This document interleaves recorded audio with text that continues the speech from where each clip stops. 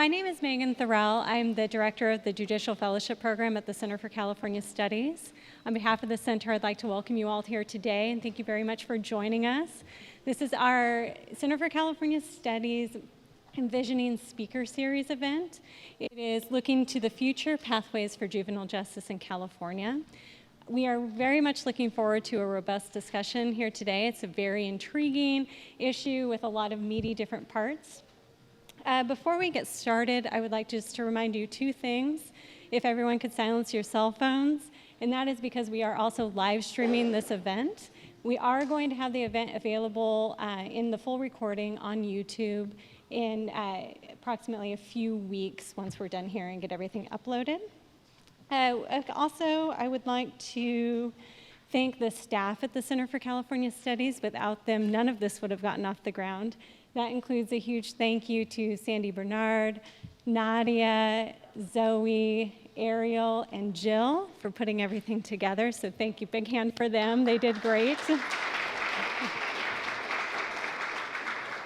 I'd also like to recognize Leonore Ealing, who's our executive director here at the center, and who's kind of the brains behind our operation at Sac State. And also Claire Bunch was a staff member who was with the center for over 21 years. She recently left, but the Envisioning Conference and Speaker Series was a huge part of her life at the center, and she did a lot to work on this event before she left, so a huge thanks to her as well.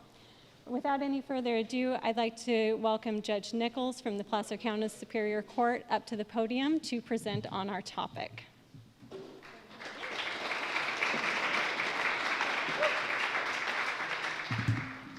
That light is really bright. Okay. So if I don't look at you on this side, I'm just going to be looking in the middle. Good morning. Well, I guess it's afternoon now. Good afternoon. My name is Colleen Nichols. I'm one of the judges here in Placer County, right just north of here. I want to start where, it said trends in juvenile justice, right? This is my perspective over a lengthy period of time. So I'm the supervising judge in the juvenile court in Placer County and have been for about 14 plus years. I was a commissioner for 11 years before that, and I've been doing delinquency court since, I think I started in 1997. So a little bit of time really dates me. Now I'm feeling old, but it gives me this perspective on where we have been going, where we started, where we were 20-something years ago, and where we are now. So I was just talking to some people sitting next to me about, what juvenile justice looked like in 1998 and where it is today, and it's a completely different view. It's a completely different view. And so I just want to be mindful that, one, I have a series of topics I want to talk about, but we have questions at the end, and I'm happy to open up to anything. I'm pretty an open book. I'm pretty informal. I will definitely try not to curse because we're going to be on YouTube. Not my strongest suit, but I don't ever do that in court, so I'm going to pretend I'm in court. So again, just if you have questions, just if you hold them to the end, that'd be great. So do I just tell somebody when I want to change? Oh, thank you. Okay. So to keep perspective, we want to talk about juvenile justice as a whole. And there are really two sides of what in juvenile court we treat, which is the dependency system, that's child welfare, versus what was historically referred to as delinquency court. And we're going to talk about that a little bit as well. So let's talk a little bit briefly about dependency. That's when children are removed because of abuse or neglect, and juvenile justice is when they've committed a crime. So dependency, as you can see, is really when, again, kids are removed from parents or guardians because of abuse or neglect. Most of that, I'll tell you, come down to about 4 different areas: substance abuse, mental health, domestic violence, and occasionally we have a severe physical abuse case. Those are the bulk of the cases that we have. And some cases obviously have multiple factors, but most cases, that's what the issues are for the family. Dependency cases are focused on what the parents did, typically, although we have cases with our older youth where the parents are no longer able to meet the needs of the child because of maybe mental health issues or substance abuse issues, and therefore the child welfare system steps in to support the parents or to support the minor. There are specific timelines for reunification. So the goal is always to reunify children with their parents if we can. There are timelines from 6 to 18 months, depending on the circumstances, and I'm not going to go into any of the nitty-gritty on a dependency case, but just to give you an overview. There is what we call a map of the juvenile dependency system in your materials, and there it is right there. It is very specific, and timelines are very important on the dependency side, and you have to know them hardcore. So we actually have this map. We just blew it up, and it's going to big size map that we're going to put on the outside of our courtroom.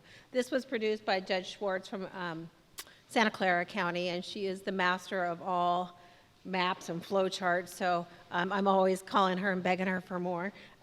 And you'll see I have another one for delinquency that we took from Santa Clara, and we made it for our Placer County only. You can move to the next. So juvenile justice. Now, juvenile justice is what we're primarily here to talk about. That's when a minor commits a law violation. What are the agencies involved, right? And you have to think about, really, juvenile justice is much more broad than we would frequently refer to in adult court. So we have probation, we have the law enforcement agencies themselves. We actually now have Health and Human Services, community partners. The district attorney plays a big role, obviously defense counsel. We have our community culture, and every county is different. And how you handle your juvenile justice cases is different. Your community partners are different. Attitude is different. I am very, very fortunate to be from Placer County, where I know you all think Placer County it's like super conservative and all of that, right? We have probably the most collaborative county system in the state of California, and we're known throughout the United States for our level of collaboration. I'm very proud to be the chair of our collaborative team. That team, this just so you understand what collaboration means, and let me back up and I'll tell you how it started. So in about 1986, 87, there was a 602, then I'm going to refer to delinquency case, and it was very complicated. The kid had very complicated needs. And everybody was pointing fingers, and Health and Human Services, child welfare is like, not our kid, and probation is like, not our kid, and education's like, not our kid. Judge Cousins got mad. He just got mad. Called everybody to a meeting and said, here's how we're going to do it. This is our child, collectively, and we are going to treat him as our child. And I don't want to hear any ifs, ands, or buts about it. After a mini series of meetings, there was an agreement made, and obviously at the beginning called Memorandum of Understanding. Education wasn't initially part of our group, but they were added about 2 years later. In 1988, the MOU was adopted, and the unwritten rule is you put your money on the table and your hands behind your back, because they are our kids and not each agency's kids. And really that is really taking a sledgehammer to those silos that we all refer to, right? Sometimes the language changes. We used to, when I first started, we talk about silos and we had all this, and now we talk about lenses and how we view things. So that has to be broken down. And so I'm really fortunate to be part of this committee where it's just institutionalized in our county now. Part of what we're doing moving forward throughout the state is trying to break down those barriers between the agencies so they can communicate. The first agency that needs to get broken down, I'm just going to throw out political stuff, is the state, right? So the state, every once in a while, they adopt these new laws and they tell us how to collaborate. I'm just telling you this. I am not taking one word of advice from the state on collaboration. Not going to do it. Right? I'm just not going to do it. When they can collaborate at all, I'll have a conversation. But until then, don't tell me how to collaborate. And that's a big issue going forward. It's an issue when it talks about, we talked about just briefly, changing DJJ from the Department of Corrections to Health and Human Services. I have to tell you, I'm still gasping at that thought. We'll come back to that if we have time. And that part of that is because of the level of collaboration. So now I'm going to get back off my political moment because I don't want my blood pressure to go up too high. And we'll talk about, let's show you the map. So the reason I provided this map is just to kind of give you a view, an overall view of what a juvenile justice case looks like. One of the first things that most people don't know, most lawyers don't know this, most judges who come in before they come to juvenile don't know this, but probation has initial jurisdiction, which means that all juvenile justice cases start with probation. So in an adult case, somebody gets arrested and it gets referred to the district attorney, right? In juvenile court, it goes to probation. And probation, there are certain cases that have to be referred to the district attorney, but most cases can start with probation, and they can peel off cases, right? And treat kids at a lower level. And that's really one of the issues moving forward and one of the trends generally throughout the system. So you can refer back to that. If anybody afterwards wants a digital copy of this, you just let us know and we'll be happy to provide them. This is shared. I put it on the listserv for our juvenile judges. We all share this information because we want people to have the correct information. This is geared to Placer County, just so you know. It's very geared to Placer County. So if you can move to the next one. So these are the topics I'm going to talk about. There's little subtopics, as you can imagine. This is my view of what the trends are and the movement. So if we can move to the next slide. So what's rebranding? And you'll see rebranding. There is a bill, I think it's in your materials, AB 465, to really change the language from delinquency court to juvenile justice court. And this has kind of been a conversation for the last couple of years at juvenile court judges meetings, and I know through the legislature, different counties. Some counties have already changed, so they don't refer to their 602 court as delinquency court. They already refer to juvenile justice. We're in the process of doing that in our own county. I will tell you, it was about a year ago at our juvenile judges meeting, there was a vote, and this was the name that was adopted. That all of us agreed that this is what we could refer to as, what was referred to delinquency court, we would refer to as juvenile justice. Because delinquency is very limited, right? All it says is this kid committed an offense. And that's not what we do. It's so much more than that, right? It's so much more. And where we were 20 years ago, what we were doing 20 years ago, maybe delinquency court was appropriate because we really were looking through a very narrow, and I'm going to use the current language, lens, right? We were looking through a much more narrow, and I'm as guilty of it as anybody, right? Just so you know. Sometimes I look back and go, oh my God, I can't believe I did that. But that's kind of what was happening, and we've learned so much since then. So we really, I think, have collectively agreed that we need to change our mindset on how we treat children. And they are all children, and sometimes we lose sight of that. There's fortunately been some significant movement on really reminding us about that these are kids. There's been a lot of brain development science telling us what 15-year-olds are really capable of, what 18-year-olds are capable of. And we know that even now there's some legislation that 18 to 25-year-old population in criminal court actually have some new, more innovative approaches as well. So I'm going to start with collaboration because that is, for me, the key to the future of juvenile justice. This is where we take off the one lens, right? We're not just looking at probation here. And what is probation? And I know Brian's going to talk about this in a bit.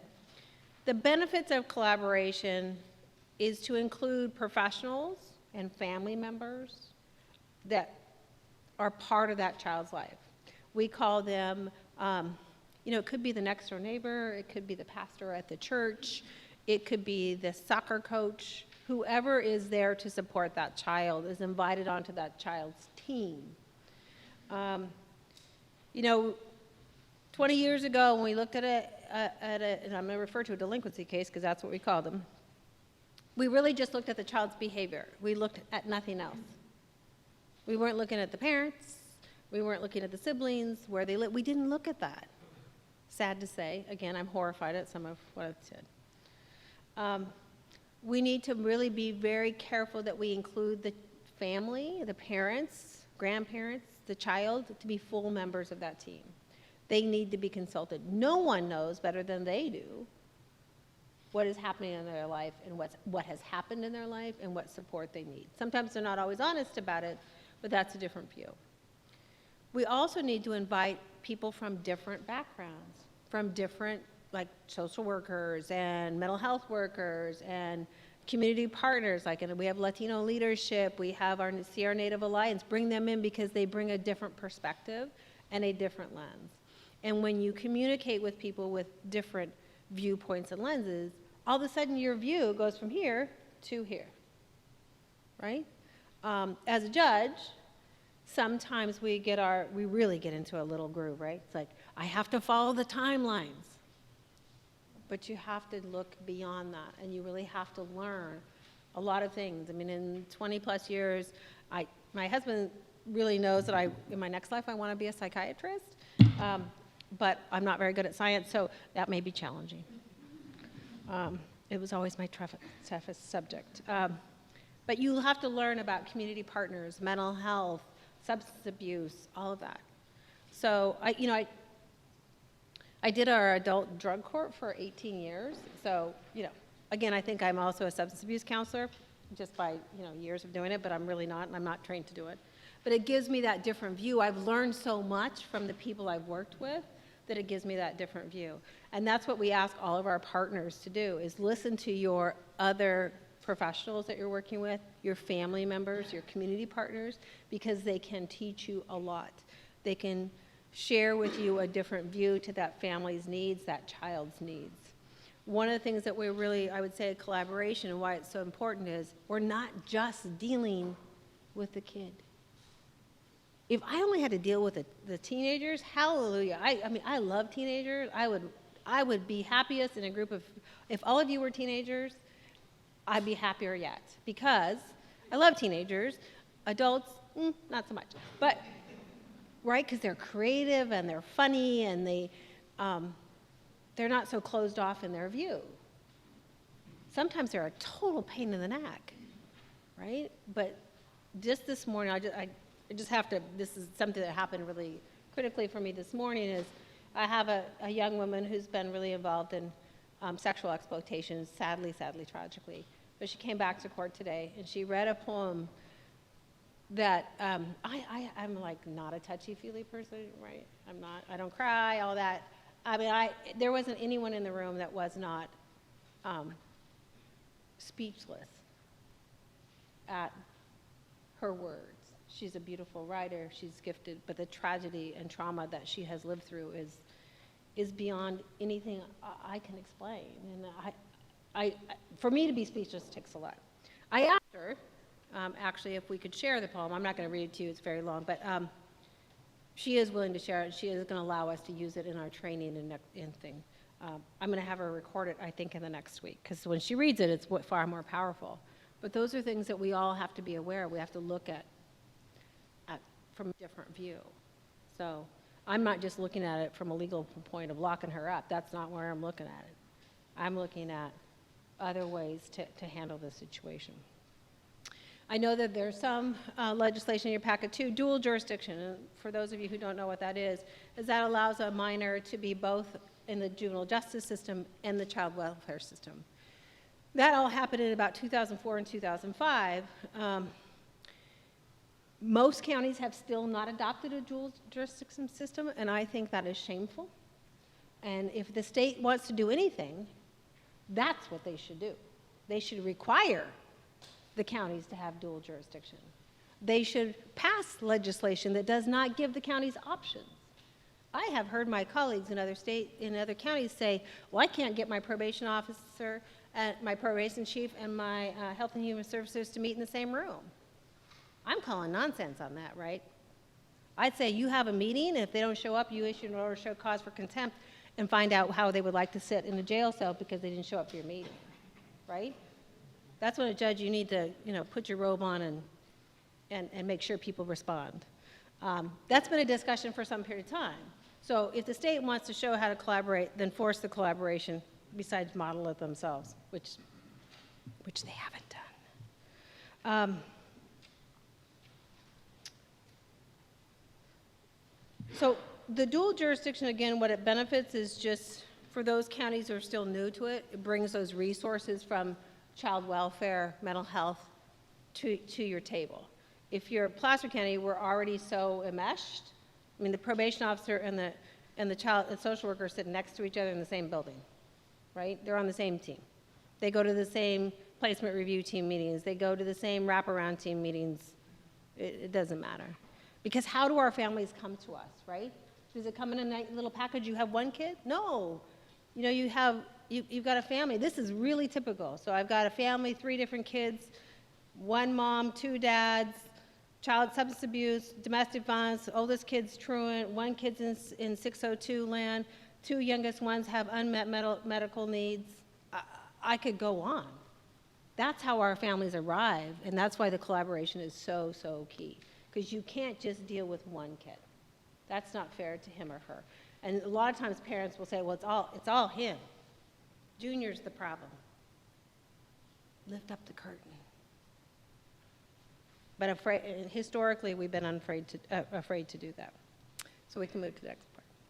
So another really trend and really something that is moving forward, there's been a lot of research on trauma-informed decision-making and how you have to treat kids and families who have suffered trauma differently. I have to say, again, I've learned a great deal on this. ACEs stands for Adverse Childhood Experiences. There's a list of them. I didn't bring them with me, but you can look it up online and answer how many you've been exposed to. And each of you should take that, right? And then you look at our families and you have a kid, instead of 2 or 3 ACEs, they have 7. And how are they supposed to move forward and be able to just follow the rules of probation automatically, just like that? Anytime somebody raises their voice to them, they think about the times they've been beaten, they've watched their mom be beaten. I mean, right? They react differently and they respond differently. And we have to be mindful of all that when we develop those service plan for that family and that child.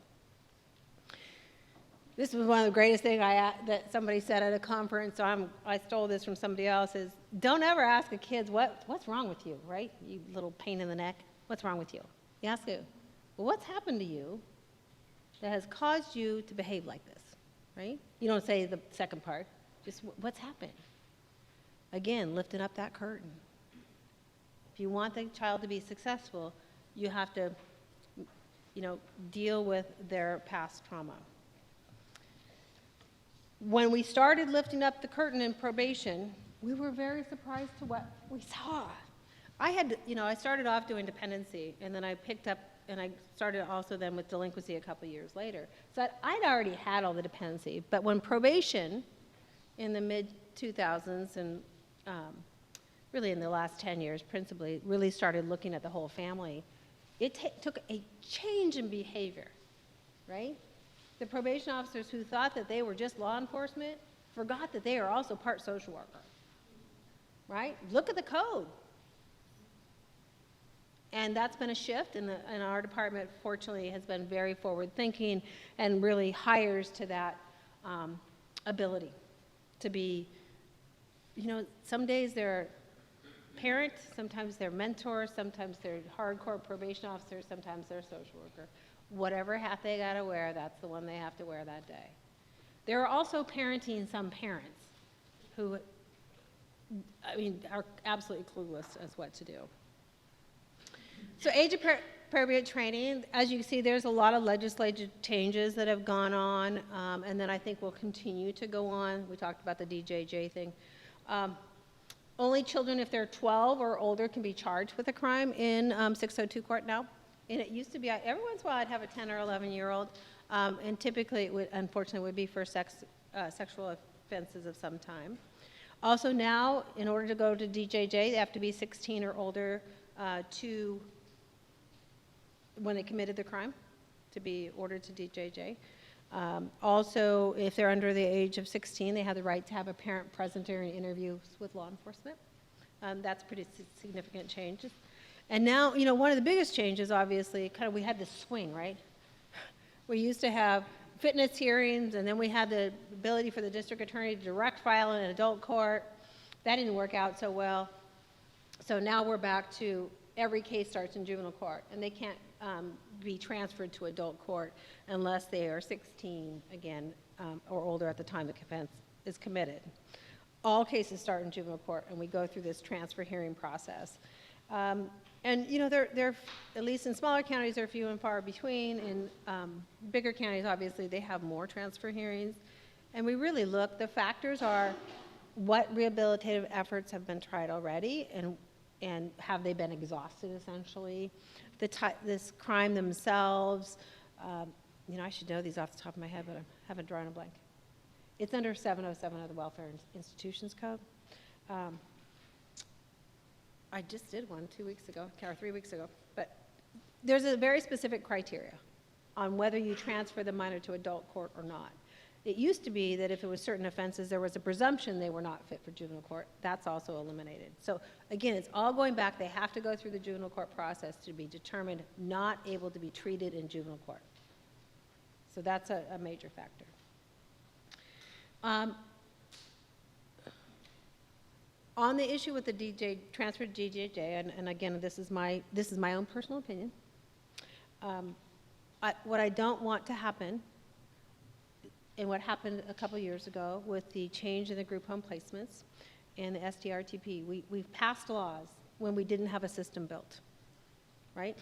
Because I don't know, somebody said, well, if we pass this, people will come out of the woodwork, and everybody will want to be foster parents to our high-need teenagers and other kids. And guess what? It hasn't happened. It hasn't happened. We don't have foster parents who are willing to take high-needs kids. We don't have foster parents in Placer County, which is a wealthy county. We don't have foster parents who are willing to take kids out of 602. We don't have foster parents who are willing to take high-level mental health kids. They have to have special training. It's a full-time job. It's a full-time job. So that I hope that as the legislature moves forward, that they really stop back and consider if they're going to transfer DJJ to look at what the options are. I was telling someone, okay, so I get LA County, Orange County, San Diego. They're big counties. They have resources. They have camps. They have all kinds of things. What happens if you have a kid who committed a murder from Mariposa County? What are they going to do? They don't have any resources. They don't have a camp. We don't have a camp in Placer County. I only have 12 kids in my juvenile hall right now, which is built for 75, by the way. In 2002, we were always at capacity, and I was letting kids out early every week. We have 12 this morning. That's the difference. That's a difference. And it's all because we've changed our behavior. You can go to the next one. So this is really a huge issue right now, statewide. Saves money. That's how I start with some people. Reducing placements. Because frankly, placements most of the time don't work. They just don't work. And I'll use my gardening metaphor because I love to garden. So if you take a plant that is wilting and dying, and you move it to really wonderful soil, and you feed it, and you water it, and you talk to it every day, because I believe in talking to my plants, it grows. It flowers, it blooms. But if you put it back in the same exact soil you brought it out of, it's going to die. And that's what we used to do. So this is all about, when you do placement, you have to do it right. There are some placements that are really great, right? There are some placements that we will always need. We need sex offender treatment programs. And sometimes those kids, unfortunately, cannot be treated when they're living at home. Sometimes they have younger siblings, they can't live at home, right? Sometimes they have victims living in their home with their parents. Sometimes substance abuse programs, right? Kids need intensive substance.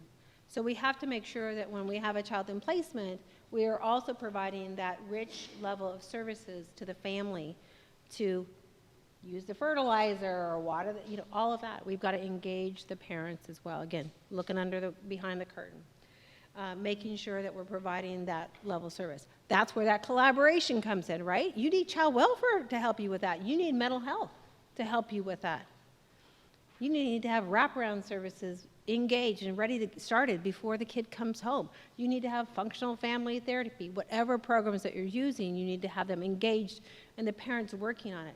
Because you know what? The lines between dependency and delinquency have blurred, right? When you remove a child from home and you put them in a group home in delinquency, the case should look exactly like a dependency case. There is a reunification plan with services to the parents. It's not just the kid. And parents will say, well, I didn't do anything wrong. Like, well, there's a lot going on. Not always. You know, you always have cases where the parents have done everything possible. You also have parents who are completely inept. And, you know, I always tell these parents, like, buy a spine, rent a spine, I don't know, just build one. Because they've never said no to this child in their entire life. And all of a sudden they want them to follow the rules at 14 that the now parents have imposed. It's like, well, it's shocking to me. So there's parent education that's part of this. Frequently, parents, we've got substance abuse issues with the parents. We've got mental health issues that are untreated with the parents. I had one girl yesterday, I was so glad she's almost turned 18, because if I never have to see that mother again, I'll be hallelujah, right? Because besides the fact she always shows up in a tank top and dressed inappropriately. Is that petty? Okay. I just want everybody to be mindful about making sure that we understand that we don't have all the services, we don't have foster placements, we don't have the lower level placements in place. Our number of group homes is reducing significantly, as it should be. I'm all for that. But don't cut out a system and not have another one in place, right? And we've got a whole bunch of kids in limbo right now because we don't have placements for them. Because the placements that are left are picking and choosing to such a degree that we have kids who are languishing in juvenile detention facilities because we have no other options, right? So don't break down a system until you got another one built. I'm a big fan of pilot programs. Okay. Parent participation, I really talked about this already. For the juvenile justice side, they are still adapting to this change. For the judges who have done dependency as well as delinquency, it's not a big deal. But for judges who have only done delinquency, they don't like it. They don't want to learn the language. They don't want to learn the community services. They don't want to learn about mental health. And then we have our CSEC population, which is our commercially sexually exploited minors. That is a whole nother, area that you really have to have a lot of training. Judges have to learn trauma-informed decision-making. You have to talk to kids differently, right? Or at least try to. Some kids, just so you know, have such a level of trauma that placing them in another family is not a great idea, right? Family settings are not good for all kids. Some kids, family settings have been traumatic. And so small group home settings are not necessarily a bad thing for that kid. And I know that's hard to imagine, but it's absolutely true. There's not many, but there's some that you just can't put in a family situation that's not fair to them. So we work with those kids to try to really train them on independent living. And what's it going to look like when they move to themselves? And there's a lot of forward movement on having some of these transition homes, even for the 17-year-olds, whether they're on probation or whether they're in child welfare, so that they can learn to live independently, but they're still supervised, and they're in a supervised setting with adult supervision, but they're not in a family setting. Because, again, family settings aren't for all of our kids. So transition to independent living. Again, something really that we've been doing in dependency for a while, something we have to really work on with our 602 kids. So one of the things that we're doing now currently in Placer County, because there are not enough group home placements or they're taking too long, is really to work on working with kids and their families to do a detention facility to home program, slowly but surely transition home with wraparound, functional family therapy, all the services They come to the juvenile detention facility, the kids get passes to go out to different programs, they get short passes home, all of those things, slowly but surely, because we weren't finding placements, and so we had to find something new and something creative. And we've got about 5 kids in it right now. So and it's a pilot program, we're just working our way through it. It's individualized as to each kid. Most of the kids are like 17 and a half, and we're really working to transition them, either one girl for sure into independent living. I don't anticipate that she should ever return and live with her parents again. I'm really trying to transition her into adult. Right, so she's gonna be in one of those transition homes. Working with kids at the beginning when they're in placement or even when they're just on probation is to transition them for education, for work readiness, for housing, should their parents not be, I mean, you know, there's parents, I have a lot of parents who say as soon as they're 18, they're out. And how many of you at 18 were ready to be on your own? Right? Was anybody? Nope, not one hand went up. I thought I was the most mature 18-year-old in the world, and guess what? I really was not ready to be on my own. I thought I was. But, and I had a big, huge, gigantic family wrapped around me, right? My kids weren't, certainly not, you know, the typical phone call, Mom, how do you work the washing machine? You know, that type of stuff. All of our kids need that support, whether they're going to be home or not. Not everyone, because some of them have amazing parents, but they need to learn all these skills, and we have the resources to do that, because there's a lot of grant funding for our transition age youth. I have no idea where I am time-wise. We've tried to connect our kids to their community partners. So again, Latino Leadership, Sierra Native Alliance, we have a gym that a lot of our kids work with. We have the various churches that the kids work with. So a lot of community partners. It's not just for our kids in placement, and we need to make sure that we reach out and provide these services to all of our kids. For those kids who are in foster care or ordered into foster care and are still there at the age of 18, some of them are in juvenile hall pending placement. They're actually eligible for extended foster care, which is the same as in dependency court, until they're age 21. In there is housing, job readiness. They get a stipend every month, which is like $930 a month, something like that, as long as they are meeting with their team. So those are kids who haven't been able to go home and don't have the same resources going forward. So these are, again, my observations, except for the most egregious offenders, and those that we talked about, those that would likely go to DJJ. Locking kids up doesn't usually work. We know that. The science is really clear on that. If you keep a kid in juvenile detention facility for longer than 5 days, their rate of recidivism goes up and not down.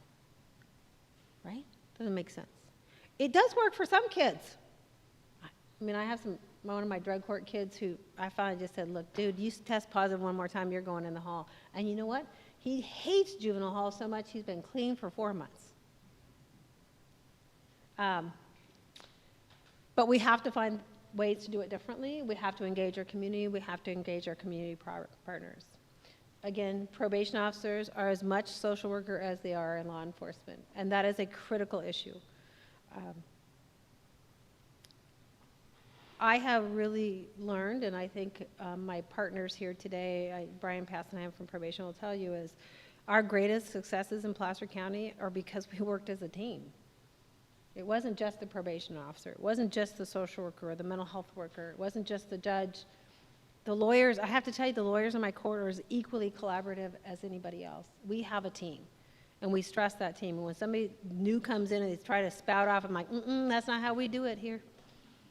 We don't do that. We are focused 100% on children. How it affects the adults, I don't care. I tell parents this all the time. I don't care how it affects you. In the code, it says I must do things for the best interest of children. Nowhere does it say that I must consider the best interest of the adults in the equation. And we got to keep your eyes on that, right? Because sometimes we forget, and it's not convenient for us to do things always with the kid right in the center. They need to be the loudest voice in the room. listen to the kids.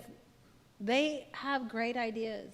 You know, we always laugh in delinquency, in what was delinquency court. See, I always catch myself. And juvenile justice is, the defense attorneys always laugh because the kids always fess up to everything they've done, plus what they've done for the last 2 years, and everybody's that's with them, right? The kids tend to be very honest. There's a few that aren't, for a variety of reasons. The parents lie through their teeth. They don't provide you all the information, and many of them blame it all on the kid. And that's just, it's not fair. So keep your eyes on the kids. I'm happy to answer any questions. You guys are quiet groups. You're so quiet. Anybody have any questions?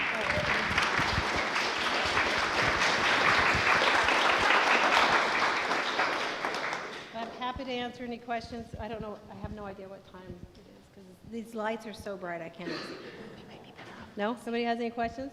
Okay, we can save the Q&A for a little bit later. Okay. Great. Oh, yes? Gotcha. Okay, if you have a question, please feel free to raise your hand. Yes. I'm going to bring the microphone to you. It's going to be, we do need it because we're recording, sorry. Oh.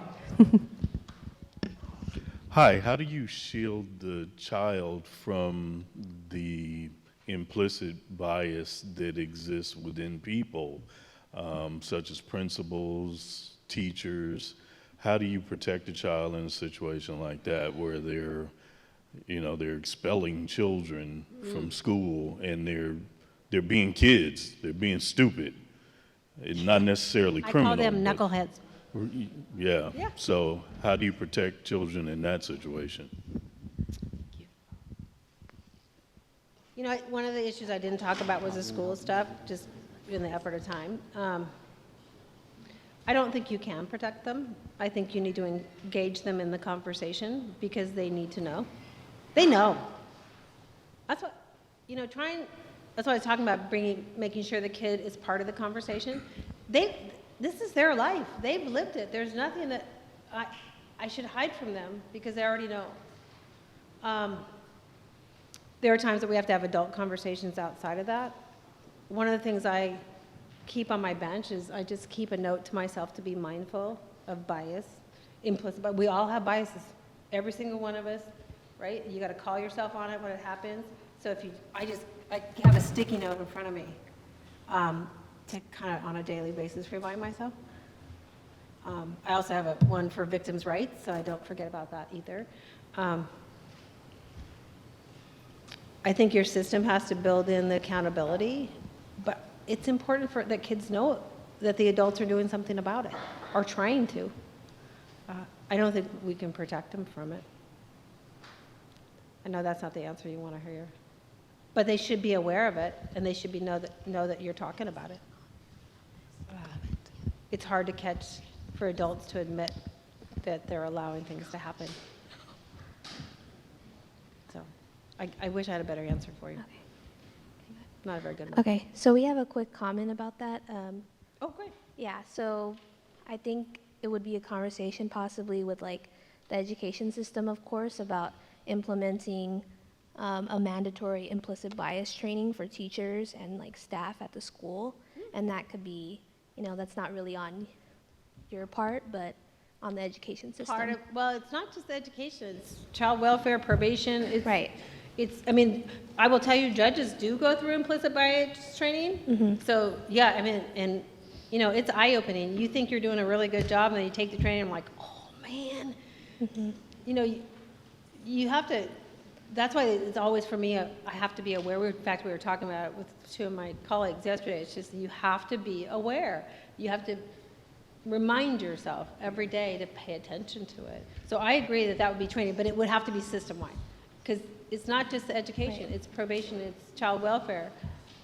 Implicit bias happens in every place, all of us. Can't get away from it. You can just be mindful and do your best to be true to the actual situation. Because I agree, the school issues have been prominent, but it happens in each system. Yes, ma'am. Oh, I don't. Judge, I was just going to add to that. I'm Brian Passenheim with Placer County Probation, and one of the things that we do is we actually have quarterly meetings with the school district liaisons, and we actually implemented a change in how we do school visits. We don't just pull up now and say, here's our list of 10 kids, please set them down to the detention office, so everybody that's running to go get them, the teachers all know that they're on probation. What we're doing is we're having purposeful meetings. What that means is we're including the people from the school that need to be there, the parents and the kids, and we're working together for a plan to support them all together. And so I think that's how we're going to see success, because we're having that conversation. We're not just waiting for them to call us when there's a violation of school rules. We're actually being proactive in our response from the beginning. I know there's other questions up here. Thank you. With some of the education that comes around wraparound care and good teamwork and bringing in different aspects of our community, can you speak to early intervention and what you've seen that's effective for early intervention and good pro-social networking? So one of the things that's really clear is that we were bringing kids in at very low levels that don't need to be brought into the system. And the more you bring them into the system, their, again, rates of reoffending go higher. So what you want to do is treat them at the lowest level. And for us, that means probation peeling off cases before they ever come to the court. In some of your communities, your actually law enforcement agencies have their own diversion programs, and then probation has their own diversion programs. And then even when they come to the court, there are 3 levels of probation, actually 4. There's, informal, which happens but with probation without ever coming to court. But once they come to court, there's informal, there's what we call non-wardship probation, and then there's regular wardship probation. And there's another one called deferred judgment. But their levels of supervision are different, and what we need to make sure is that we treat the kid at the level that's appropriate. Because if you over-treat them or over-supervise them, it actually is worse. So my thing is generally is don't sweat the small stuff, right? It's like people who get all excited because their kid didn't make their bed. I'm just like, close the door. I mean, don't make little things into big things. And I think that's happened, at least for us, that has reduced our caseloads pretty substantially. That, our caseloads are much lower than they used to be for a variety of reasons. A national trend towards reduction of juvenile crime, a lot of these much more community-based programs, lower level of treatment. So the lowest level possible is where you want to treat the kid. Community associations have been amazing. I think Sacramento has Urban League that has a really strong mentorship program, Boys and Girls Club. There's different programs. I mean, Roseville City Police has their own, they have a police action league, and sometimes they don't ever come to even probation. So they just try to treat them at home and in the community and don't bring them in if we can avoid it. Yeah. I thought somebody else had a question. Okay. Can't see anything else. Thank you. I wanted to mention something as people are asking about schools and the role that schools play. This is something I recently heard about. It's called Handle with Care. Comes out of West Virginia. I think that's where it originated, and I don't have all the information, but I think it's worthy of exploring here. You probably know a lot about it, but it's not a lot, but probably more than I do. But it's where law enforcement contacts the school district if a child has been involved with law enforcement. It could be a domestic violence situation in the home. It could be without breaching any confidentiality. They basically make a phone call to the school and they'll say, John Doe, handle with care. And that's all they will say. So it sort of alerts them to be careful, and if they start to, because kids react due to trauma, this is all about providing supports for trauma. If they're encountering some trauma, then they all of a sudden, the teachers are aware that if they're doing something egregious or they're acting out in some way, the teacher knows, handle with care, that it's a reaction to something that may have happened. Right. So I think it's a really interesting kind of soft touch that we don't always think about, and it's between law enforcement and school districts. And I think it's gone to the federal level. Generally, so that it, as part of the record, doesn't go into anything specific. It just says handle with care. that going back to that question of instead of what's wrong with you, what happened to you, what's happened, it's that being thoughtful when you're dealing with that kid that maybe his or her reaction to the situation is overblown and maybe there's a reason for it. And so handle with care just means, dial it down a little bit and don't overreact to it. So I know there was one question right here. Excuse me. Man, those lights are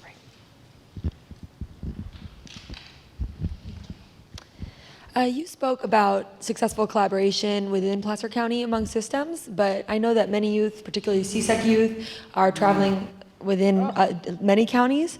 And I'm curious about how you've seen any regional collaboration, because in past experience, I've seen a lot of kind of not my youth kind of conversation among counties. Yes, I think that's a great point. Something that, in fact, we just had a training 3 or 4 weeks ago, a county collaborative meeting between all of our local counties, so Placer, Sacramento, our regional counties. The state is actually developing a system of regional county trainings for specifically on CSEC issues to really make sure that, for example, if our law enforcement team, which has been pretty proactive lately, goes out and they find a young victim under the age of 18 in one of these stings, they, instead of just saying, oh, here, go home to your mom or dad, that they make sure we hand off with services and the contacts are all made between law enforcement agencies. So that is, in fact, in the work to do regional trainings on that issue and to make regional connections. But as you know, frequently, again, tragically, I've got this girl in my mind this morning. So she was found in LA this last time. But a lot of times, Placer or Sacramento County, we're part of the circuit, and Sacramento is part of a hub, actually, just because of the way we're on Highway 80 and all that. So that is something that is, in fact, being worked on both from state and local areas. And you're right, because you can't just turn a kid victim over and hope that they get services in their home county. So we're really trying to develop those connections. Placer and Sacramento, we're trying to work right now primarily with Sacramento County, but our girls sometimes are up in Reno, Las Vegas, certainly Southern California, all over, and they take them on this circuit. And it's a horrible thing. Yeah. Does that answer your question, though? It's going to be slow, because some counties and some law enforcement agencies are much more engaged and more proactive, and others are not. And again, how do smaller counties manage this, right? Even Placer County, it struggles with the resources to manage it. But we are working more and more with Sacramento in particular. What does that look like? Is it funding or how are you successful in working with them? It's really just communication and making sure that there can be a soft handoff to kids, but I'm not the one that could address it specifically. But I just know that we just have this training. We're trying to develop those connections between both child welfare and law enforcement all together, and making sure not only in our own county, but from county to county. So it's going to be a work in progress, though. Yeah.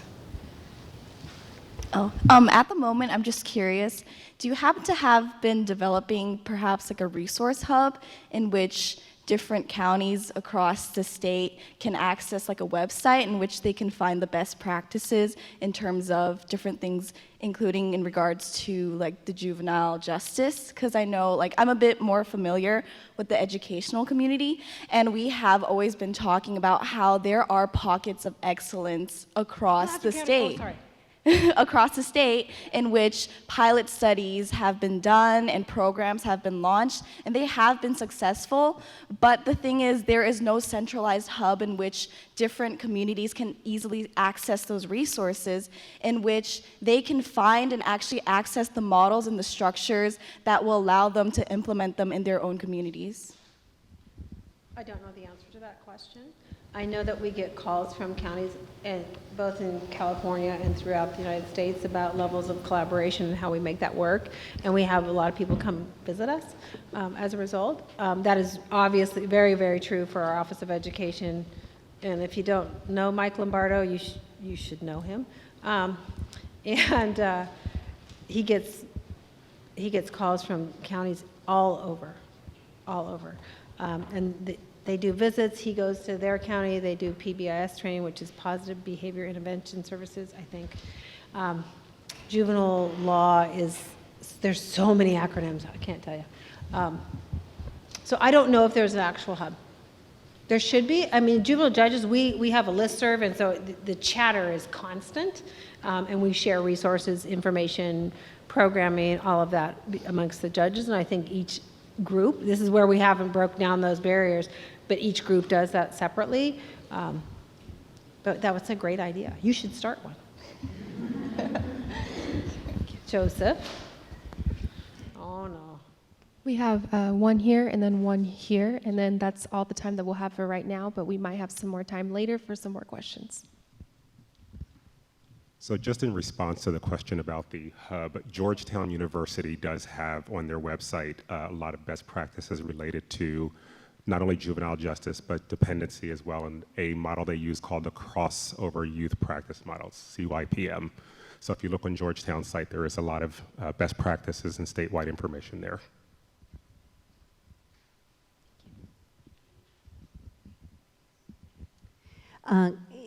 It's interesting, Washington State, in California, we give money, the California model is we realign money back to the counties for programs, and we don't ask for anything about exactly what they do with their money. Washington State, their version of the legislative analyst, has a program that looks at how they're spending their money, what the best practices are, and then gives funding out if the counties are adopting those best practices. And as a result, I think they have a much better system here. Here, we constantly looking at what's happening at the state. There's all these audits. When you ask to take a look at what's going on in the county and what works, we have no information, and yet we keep talking about turning programs back to the counties. But to what? We don't know. I mean, there's wonderful programs like yours, but I can tell you in many other counties, nobody knows what's happening. And the last audit was done in 2011, I think, where the auditors said, we have no idea because the state does not require any data coming back from the counties on how they're spending their money on on juvenile justice issues. If it's not really related to grants, there's not a lot of accountability. And this is where I was talking about Or transparency. Right, and this is where I think the state does a really bad job modeling collaboration. And the best way to do that is to force the collaboration and require it. Because, I mean, I talk to my colleagues in little counties, big counties, and they can't get their partners to work together. Well, it's like, I just want to ask them, well, what exactly is your job? If you're a probation chief or you're the director of health and human services, isn't it your job to make this happen for these kids? Isn't it your job? And what do you mean you won't talk to each other? What do you mean you can't blend resources? You can, it's just hard. And it's harder for bigger counties. I recognize that. For the smaller counties, you know, it's a lot more manageable. It's, for us, it's just so institutionalized. I don't know any different. And that's true. We were talking, I'm the lone survivor. I've been on our smart policy team for now 22 years. Clearly the one that's been there the longest. But it's, you know, it's just institutionalized for us. So I would just say collaboration, collaboration, collaboration. Make your partners collaborate. Don't say no for an answer. Keep your eyes focused on children above the adults, and just don't make, you know, convenience for adults is not the issue. It's just not. It's not convenient for me to go to a meeting every 2 weeks at 7:30 in the morning, which is when we meet. So I meet with the Director of Health and Human Services, the Chief Probation Officer, the Assistant Superintendent of Schools, and the next row down, and we meet every 2 weeks. So it's not convenient. I am not a morning person. I do not like to get up in the morning. But it's the best time for all of us to meet. Right? So thank you all very much. I'm just delighted to see all the people here obviously come from different backgrounds, and school, etc. So thank you all for being here.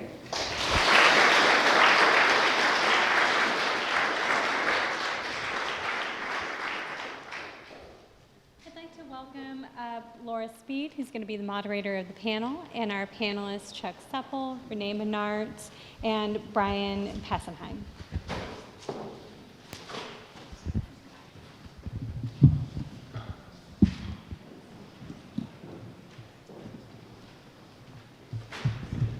Let them get set up real quick.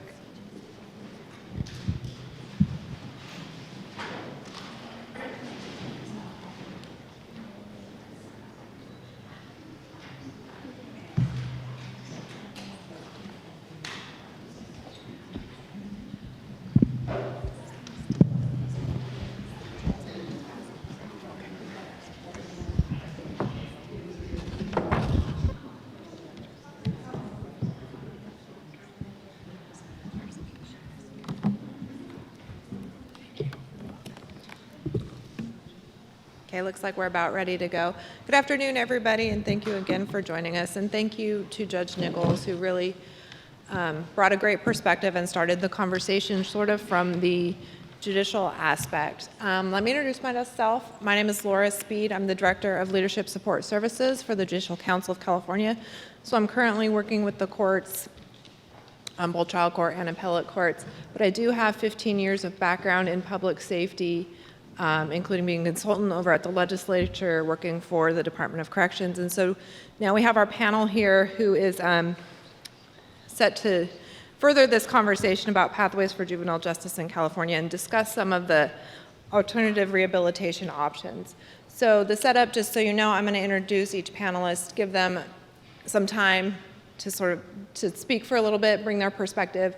Once we go through all three panelists, then we will open it up for questions. So I'm actually going to start with Renee. Okay. Let me do my bio. You do have copies of their bios in your packets, but Renee Menart. Renee is a communications and policy analyst at the Center on Juvenile and Criminal Justice in San Francisco. CJCJ is a nonprofit community-based organization that provides drug services, technical assistance, and policy analysis to promote balanced and humane justice system, As a member of the policy team, Renee produces data-driven research publications to inform the public safety dialogue in California and nationwide. Renee has co-authored a report that stands as the most recent comprehensive review of conditions in California's Division of Juvenile Justice. The report, Unmet Promises, Continued Violence and Neglect in California's Division of Juvenile Justice, examines the life at DJJ facilities from a youth's intake process through their return to the community. So welcome, Renee, and I turn it over to you. I will try to double task. One question I have is, who's the person to point to for, awesome, okay. I do have some slides, so I know everyone has them in their packets as well in case that's easier for you, but I figure things can get a little dry if you don't have some visuals. So thank you so much for the introduction and for having me join this conversation today. It was really insightful to hear from Judge Nichols earlier, and so I'd like to continue that conversation about collaboration and about the future of juvenile justice here in California.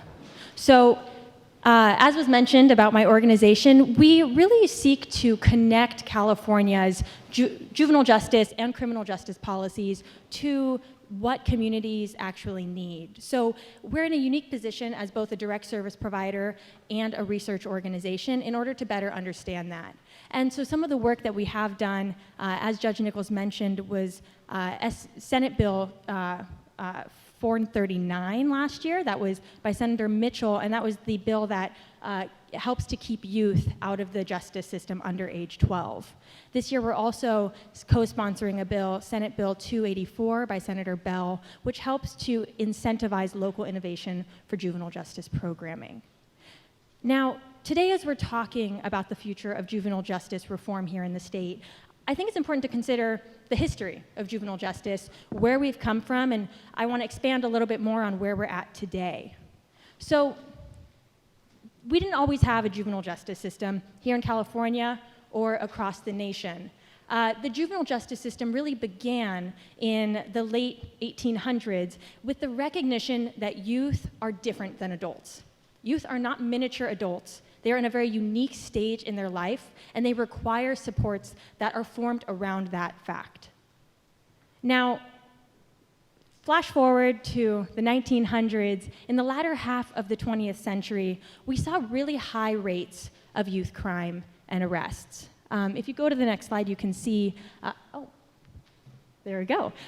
So if you look at this here, you'll see that youth crime, despite fears that really fueled a lot of tough-on-crime policies in the late 20th century and through the 90s, we see that these tough-on-crime policies that were premised on the idea that youth crime would rise, that there are youth super predators, that things are going worse and worse and worse, we've actually seen a massive decline.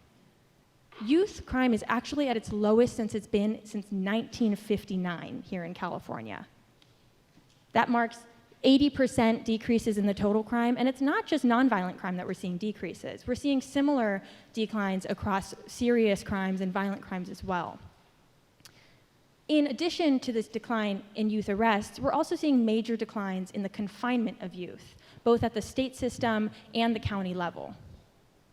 Now, as I talk a little bit more about the state and county systems, I'd like to step back and talk a little more about that distinction.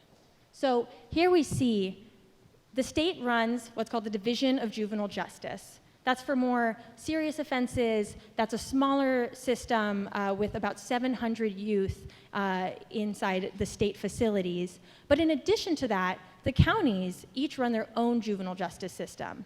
And this varies by county. They have different needs, they have different youth populations, different sizes, and so forth. But across these counties, they offer secure facilities, but they also offer alternative programs, such as probation supervision and community-based programming. Now, one thing that I think is very important to consider when we look at who is in the state juvenile justice system today, it's important to consider that counties commit youth at very different rates. They have very different reliance on the state system. Some counties, despite having serious crimes occur within their bounds, have invested in local programming and local alternatives that has really helped them to keep youth close to home, close to families, even within a secure facility. It's helped to provide that connection that's necessary for young people's development. Now, while DJJ operates 3 facilities and a fire camp with about 700 youth, this is really a massive investment for the state. We spend about $200 million a year, which amounts to about $300,000 per youth per year. Now, with that kind of investment, it leaves some people asking, is this the right one? Is this the most effective investment to be making for our youth? Or do we need to start and continue considering alternatives? Now, DJJ is a system that has, over its history, gone through periods of scandal where there's been increased recognition of abuses that can occur within its walls, and that's gone through cycles over the years. Now, it's, I think, important to recognize that over the course of its history with DJJ's coming under serious scrutiny, we also look to the most recent example, which is the Farrell lawsuit. That's a lawsuit that began in 2004 and went through until early 2016. This lawsuit was spurred by reports of staff abuse, youth suicides, and skyrocketing violence within the facilities. Now, since the end of the Farrell lawsuit, there was very little transparency or oversight about what was actually occurring in DJJ facilities. During that 12-year-long lawsuit, there had been consistent court monitoring, but after the fact, in the 3 years since, there was very little knowledge about what was happening. So my organization and myself and a colleague, we decided to try and close that gap in our understanding. I think, as was mentioned earlier, it's tough to figure out where to go unless we know actually what's happening currently, what's working, what's not. And so we decided to take a look at conditions in these facilities after the Farrell lawsuit. We looked at everything from a youth's experience during intake, when they first arrived to the facilities, through to the end when they're released back to the community. And what we found is that the facilities remain dangerous, isolating, and are not rehabilitative for our young people. The youth we spoke with helped to shed light on the immense fear that they felt when riots broke out, when chemical spray was used against them, and when they either witnessed or experienced violence firsthand. There are high and rising rates of violence in DJJ facilities. 33 youth for every 100 within the institutions were involved in violent incidents in a given month during the study period that we looked at. Use of force by staff has gone up actually almost 3 times what it was when the lawsuit was dismissed. And in fact, the school area in one of DJJ's facilities recently ranked among the top 10 sites for staff use of physical force against youth. And that's on a list that includes all state prisons in California. With so much violence within DJJ facilities, we also were interested in the responses and the impacts from there. So largely, the response to violence in the facilities currently is isolation. And youth are routinely isolated from healthy social interaction within the institutions by being subjected to long periods of lockdown within their units where they're denied access to education and programming, or where they're put in isolation units. Now, we know that isolation is incredibly harmful for anyone, but particularly young people. Isolation is linked to declines in mental health and increased risks of suicide. And since the dismissal of the Farrell lawsuit, there have been 28 attempted suicides in DJJ institutions. What we're seeing is that young people who are already vulnerable, who have already experienced potentially trauma or other difficult challenges in their life, are being exposed to further trauma and then facing further isolation from their peers, but also from their home communities. So beyond the isolating conditions that unfortunately are happening within these facilities, we also see that the institution operates facilities located in very remote areas of the state that are challenging for families to visit. So in fact, about half of youth are in facility placements that are over 100 miles from their home communities. Because of this, most youth have very little contact with their families, and for those who do receive visits, their loved ones are subject to restrictive visitation practices that lack privacy and that can be really traumatizing, particularly for young siblings or children. And when we interviewed youth as part of this research project that we undertook, they told us that this was one of the greatest hidden costs, that disconnection that they felt from their families and their communities, because it undermined the treatment that they were receiving. It undermined the attempts at rehabilitation, and it made their return to the community all the more challenging. Now, it's important to recognize that rehabilitation is at the center of the juvenile justice system. It's intended to be the key goal.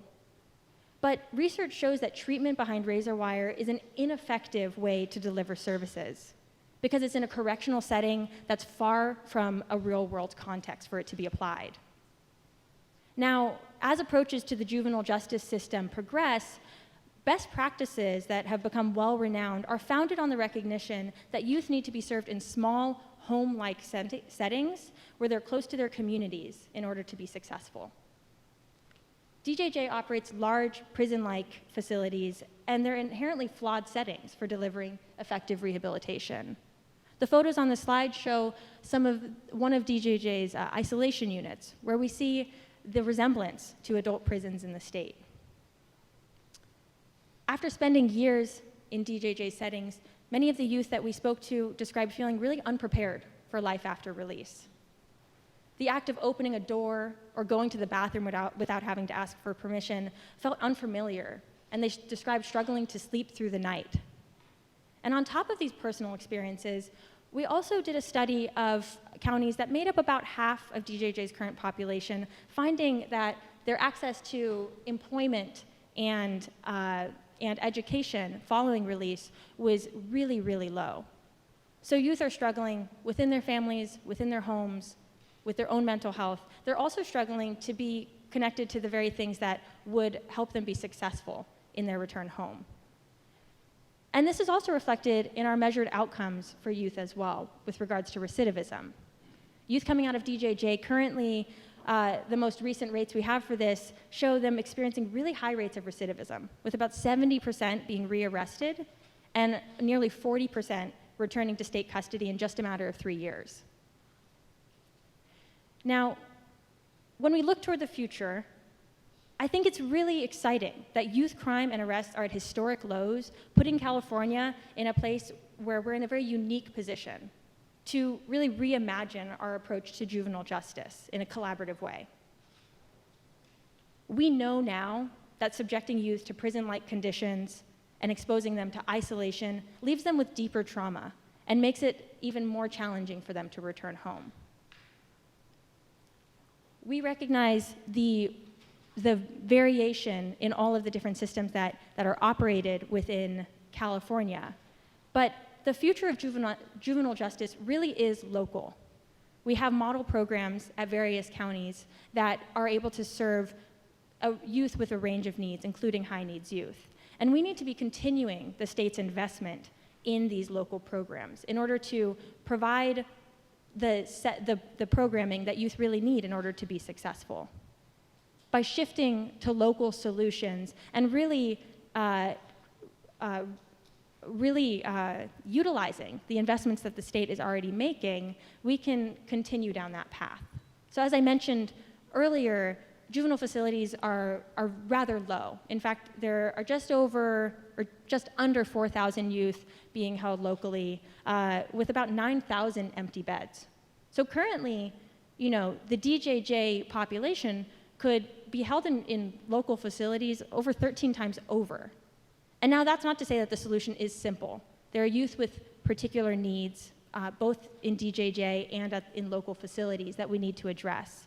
But ultimately, we're in a stage of juvenile justice reform where we have stakeholders across various areas of the issues coming together. We have state leaders, advocates, researchers, community-based organizations, and youth themselves coming to the table to ultimately build a modern system that recognizes the needs of youth need to be addressed in a rehabilitative way that protects them from harm, that addresses trauma, and that continues to strengthen our communities as a whole. Thank you. Thank you, Renee. And again, we'll do questions after we've heard sort of an opening from each of the panelists. So we actually heard from him in our Q&A with Judge Nichols, but next we'll hear from Brian Passenheim. Brian is currently the Juvenile Division Manager for the Placer County Probation Department. Brian began his career in South Dakota as a correctional officer, but came for sunny skies here, and later became a parole agent. He started with the Placer County Probation Department in 2004, working in the juvenile detention facility. He's worked as a probation officer for both juvenile and adult services, and has promoted through the ranks as senior supervisor and manager. Brian has been at the forefront of parole realignment and the implementation of AB 109, which is the 2011 realignment within Placer County. Brian continues to be active in the implementation and utilization of evidence-based programming and best practices. As the Juvenile Division Manager, he has restructured the supervision of juvenile field practices to create more continuity and efficiency for supervision officers and the youth that they supervise. So Brian, I turn it over to you. Thank you. Thanks for having me here. It's an honor to be on this panel and have this discussion. I also want to recognize Judge Nichols. We're very lucky to have her as a leader in our county, and it's hard to follow everything that you shared. You did a wonderful job, but without that leadership, things can kind of fall apart. And I think that that really shows that you can have tough conversations with each other, and it's not taking away from what the partner's doing. And I think that really is filtered down from the top, from the directors, all the way down to the line staff, and it's just a wonderful thing to have. I'll try to keep this short so we can allow extra time for questions, because we've already heard a lot about how we operate in Placer County. And some of this stuff might be repetitive. The numbers, like you talked about, are down around the 4,000. But back in 2000, we had about 19,000 youth across the state incarcerated. So you can see that decrease throughout that time.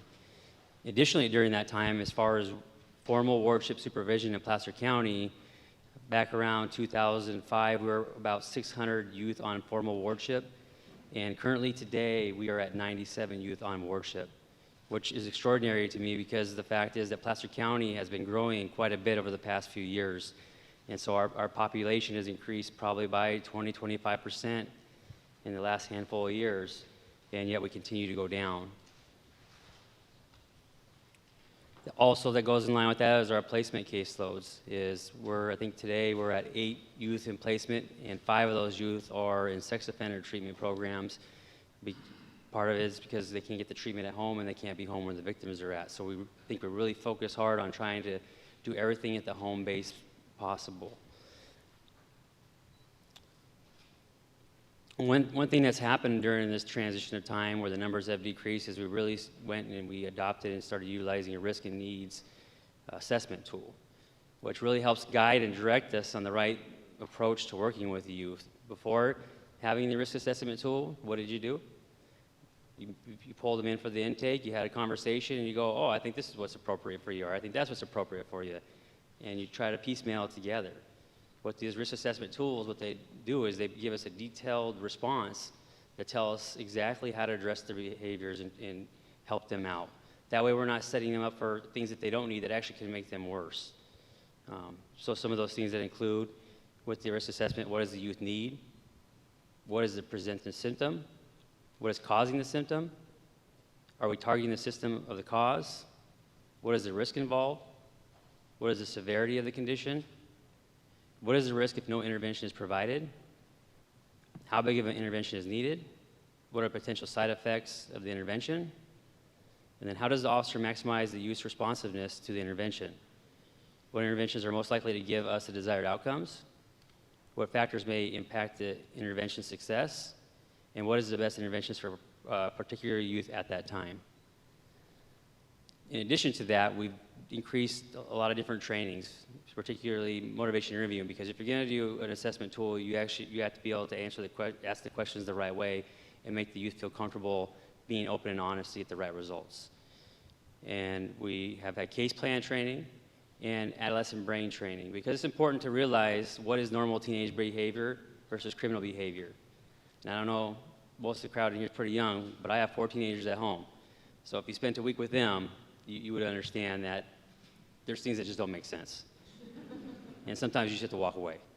So it's important for officers to know that too, because sometimes they don't have kids that are teenagers. And so we brought that training in so they are able to understand and learn about the brain and the development, and how for most people the brain's not developed till 25. Sometimes it's with the things that are occurring with substance abuse and other things, it's a lot later.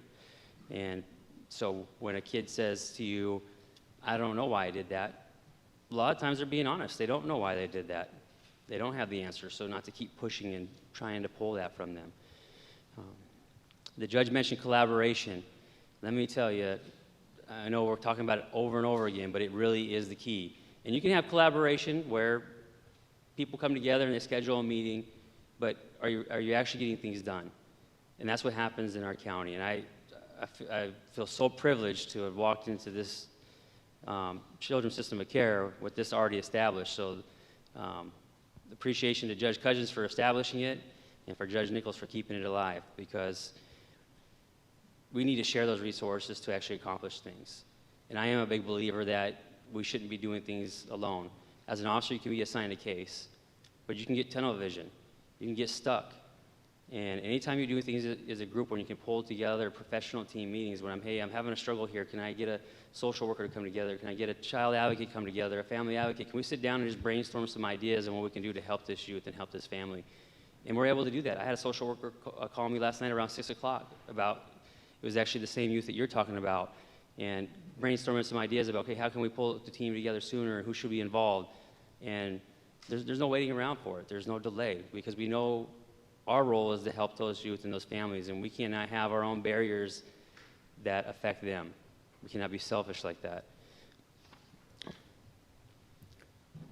So probation is actually embedded in the children's system of care, which includes child mental health, child welfare, child substance abuse. The management team also meets on a weekly basis. We also work very closely with Placer County Office of Education, The rest of the school districts, we have an amazing relationship with them. Our nonprofit agencies, they're very active. Like we talked about the family advocates, our youth empowerment support team, because some of the most impactful things for me have been listening to youth that have been in the system, either probation or child welfare. If you listen to them speak and share some of the things, it really opens your mind about how you do business and about why it's important to build relationships and spend the time out to find the why the judge was talking about, so you can be able to help them navigate the resources that they need. Especially hard for us with probation is, yeah, we do wear many hats, and that's why I love the job. But when the badge part can get in the way of building that relationship from the beginning, and our relationship with our partners helps us out, because sometimes we're able to bring them into the conversations to help break down that barrier, to help them begin to trust us, that we're actually here to support them, that we're not out there looking for every violation to send them back to see the judge, that we're actually looking at why is that behavior happening, so we can stop the circle from happening in and out of the courtroom. The parent piece is extremely huge, and that's a lot of credit back to Judge Nichols in that too, because with her support, we're able to have the conversation with the parents that we're here to walk side by side with the youth, we're here to walk side by side with you as the parent. But with that, we have expectations that the youth is completing what is important for them, but if we identify something that's important for you as a parent, we're going to have an expectation that you are participating in that programming too. And when time comes to go to court, we're going to report back the youth's progress and the parents' progress. And she does an amazing job of having that conversation with them in court, positive or negative. And I think that's important, because as a youth, if you're going through these things and you feel like you're in a situation at a home that can't always provide you the best things, and then, for example, you have a parent who maybe says, Liz, go ahead and stay out 2 hours later tonight, to the next night. Go ahead and stay out another 2 hours later. Well, on the third night, you say something wrong to the parent says, I'm calling your probation officer. How does that feel to the kid that they were allowed to do that? So what we're doing is we're diving deep, and we're making sure we're having that conversation, so then we can pull the parent and say, actually, we're not going to take action on this. We need to have a conversation about, you need to take these steps, because you're setting them up for failure, right? And you got to remember, we might have an hour with them a week, 2 hours a week. They're in the home environment, how much? So that's why that parent piece is so crucial. And it's not a knock on the parents. How much education and training do we get as parents? Hardly anything, right? Hardly anything is required. You have to do way more to have a driver's license. So it's worrisome. So that piece is extremely huge. The other thing that's with the drop and decline of the case numbers has allowed us to have appropriate sized caseloads. Back in 2005, when I had my first juvenile caseload, I had a regular supervision caseload. It was about 90 youth that I supervised. And now we average about 15 youth per caseload. And another thing that we have changed is we don't transfer a kid from officer to officer based on what program they're in. What we do is, once it's assigned to an officer, that officer has ownership of that case and that family.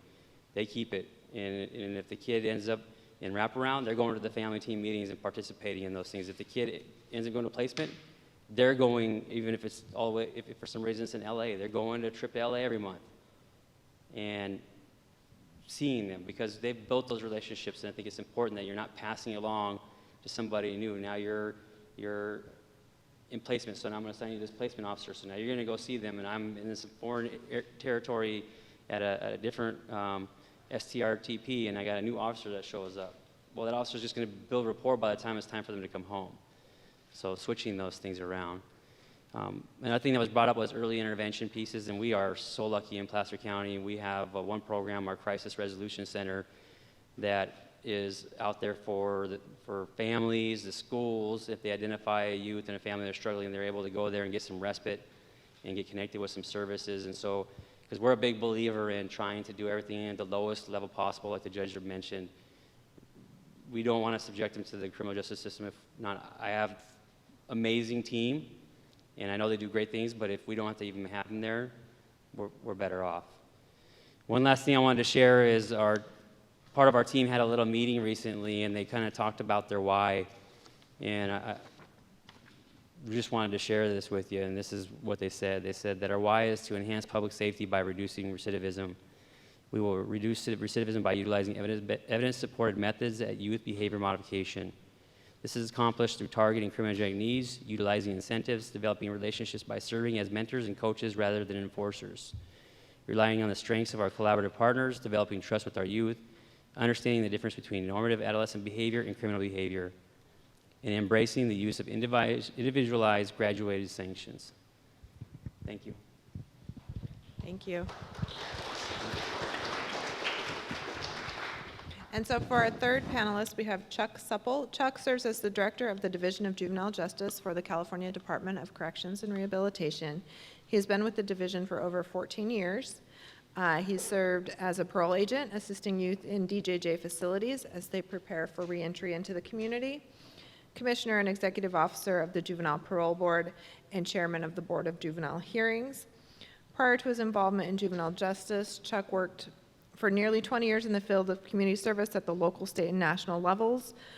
He has served as founding director of California Campus Compact, a coalition of college and university presidents to support collegiate public service in the Bush and Clinton administration on the Points of Light and AmeriCorps initiatives, as president and CEO of Public Allies, a community leadership development program for young adults, and as executive director of the Governor's Office of Service and Volunteerism in the Davis administration. As you can see, he's dedicated his life to public service, and he offers an important perspective on this issue, so I'd like to turn it over to Chuck. All right, thank you very much. I appreciate the opportunity to come and speak to everybody and to talk about the future of juvenile justice in California. Doing a little bit of a backtrack on the history that Renee shared, in the late 1990s, the population of DJJ, then the California Youth Authority, was near 13,000. And today I think it's probably about 719. And during that period, DJJ in the 2000s went through a significant lawsuit, class action lawsuit, the Farrell lawsuit that I think touched upon practically every aspect of then California Youth Authority's operations. And concurrent to that, there was a significant amount of public policy that was taking effect as well. We had our version in the juvenile justice system of realignment before AB 109 that had it that counties could no longer send what you might characterize, or at least the law characterized, as the less serious and violent offender juveniles to DJJ, for the most part, the non-707B offenders. And so during the course of the Farrell lawsuit, we also went from 8 facilities statewide to 3 facilities statewide, and I think it was about 5 fire camps to 1 fire camp today. And so there has been a significant decrease, obviously, in the size of DJJ, the scope of DJJ throughout the state, which a far greater number of youth being treated at the local level in the 58 counties. And also during that period, another law that passed that has had a significant effect on the Division of Juvenile Justice is Prop 57. And Prop 57 took the authority out of the hands of the DA and put it into the hands of the judge whether or not a juvenile should be tried in adult court or should remain in juvenile court. I know that Prop 57 had far-reaching effects on the adult side with regard to time cuts and the opportunity for adults to be able to have realistic hope that they're going to be able to get out of prison. But this little-known factor with regard to 57 has had a profound effect on the lives of many juveniles in the state of California, avoiding having to go to prison and to get an adult charge. And then in addition to that, Governor Brown, in his last year in office, raised the age of jurisdiction for youth in DJJ from 23 to 25. And it had been, at the beginning of his third term, he had lowered it to 23.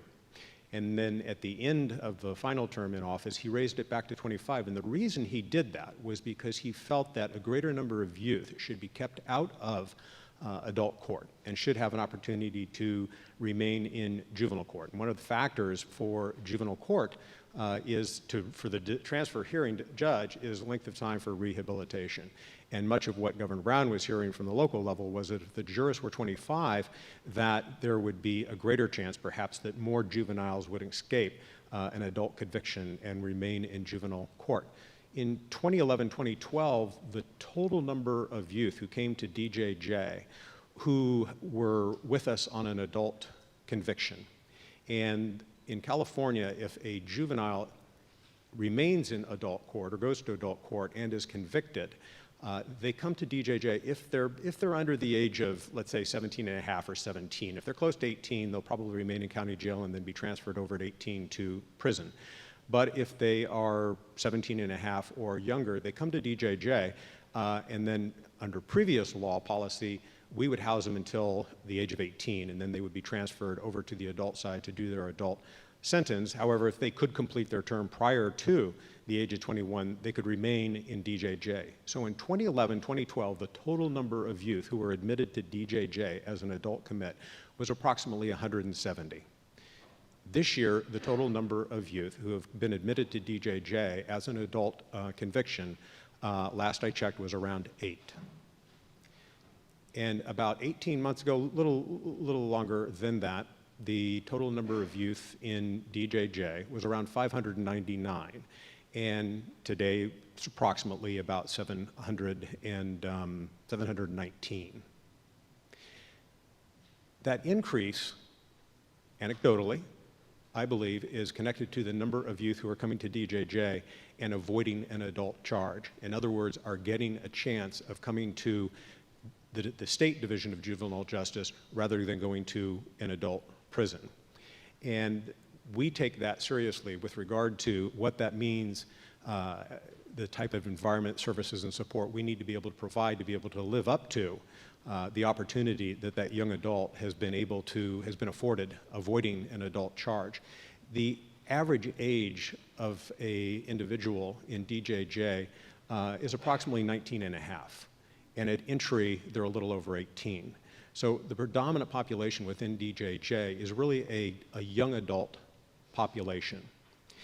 And something happened with regard to the future of the Division of Juvenile Justice. When Governor Newsom came into office, within the first couple of weeks, he announced his intent to move the Division of Juvenile Justice out of the adult prison system. And he felt that the adult prison system was no place for the state's juvenile justice system, that it should truly be the last stop in a juvenile's path within the criminal justice system, and that it should not be a seamless transition to an adult cell.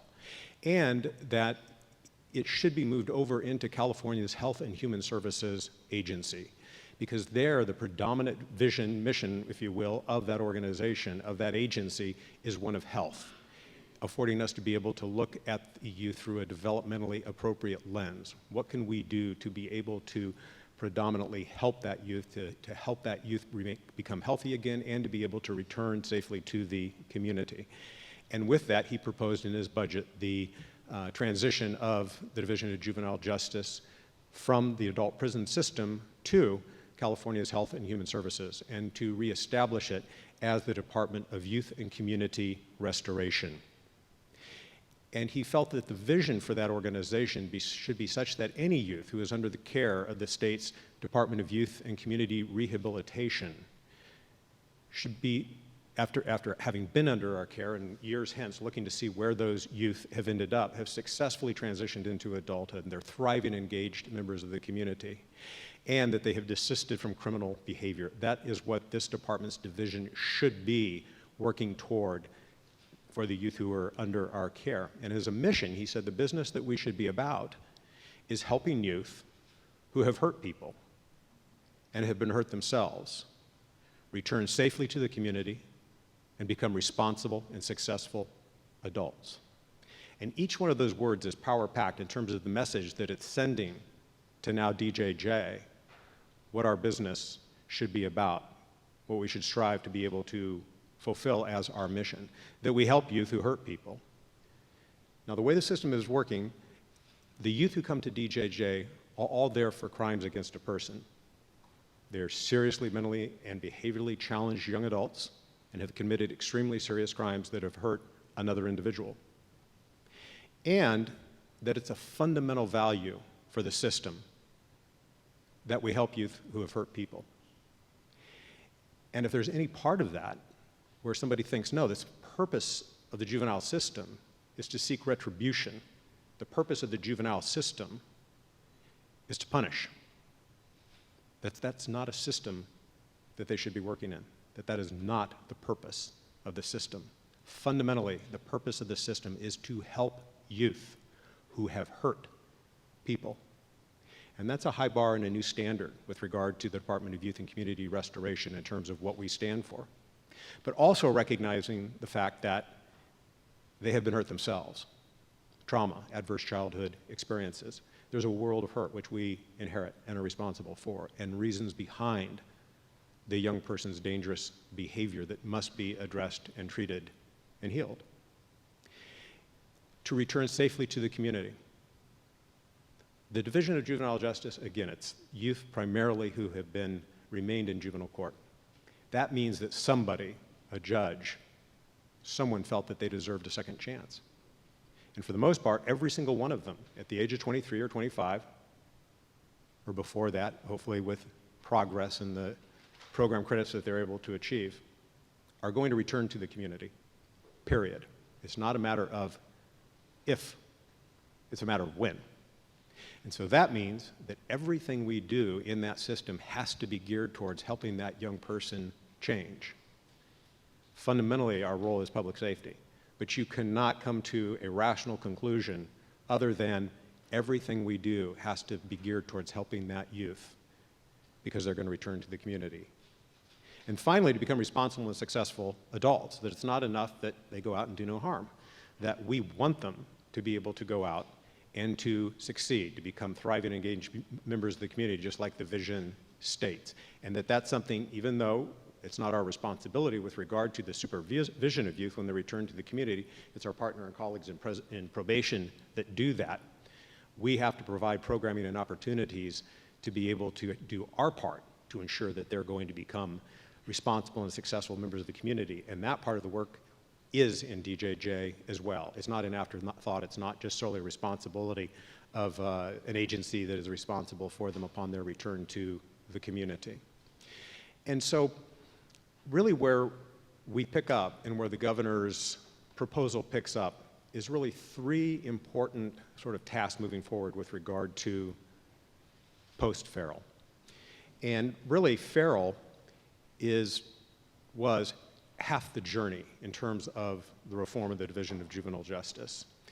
The first part, task so to speak, is to maintain and advance the gains which were achieved in feral. Now, feral brought a significant amount of state investment in the development of what would be considered state-of-the-art juvenile justice programming geared toward reducing the risks, addressing the underlying criminogenic needs of a youth coming into the system. We have an assessment instrument that is able to identify and assess both static and dynamic risks, specifically those associated with the behaviors that brought them to DJJ in the first place.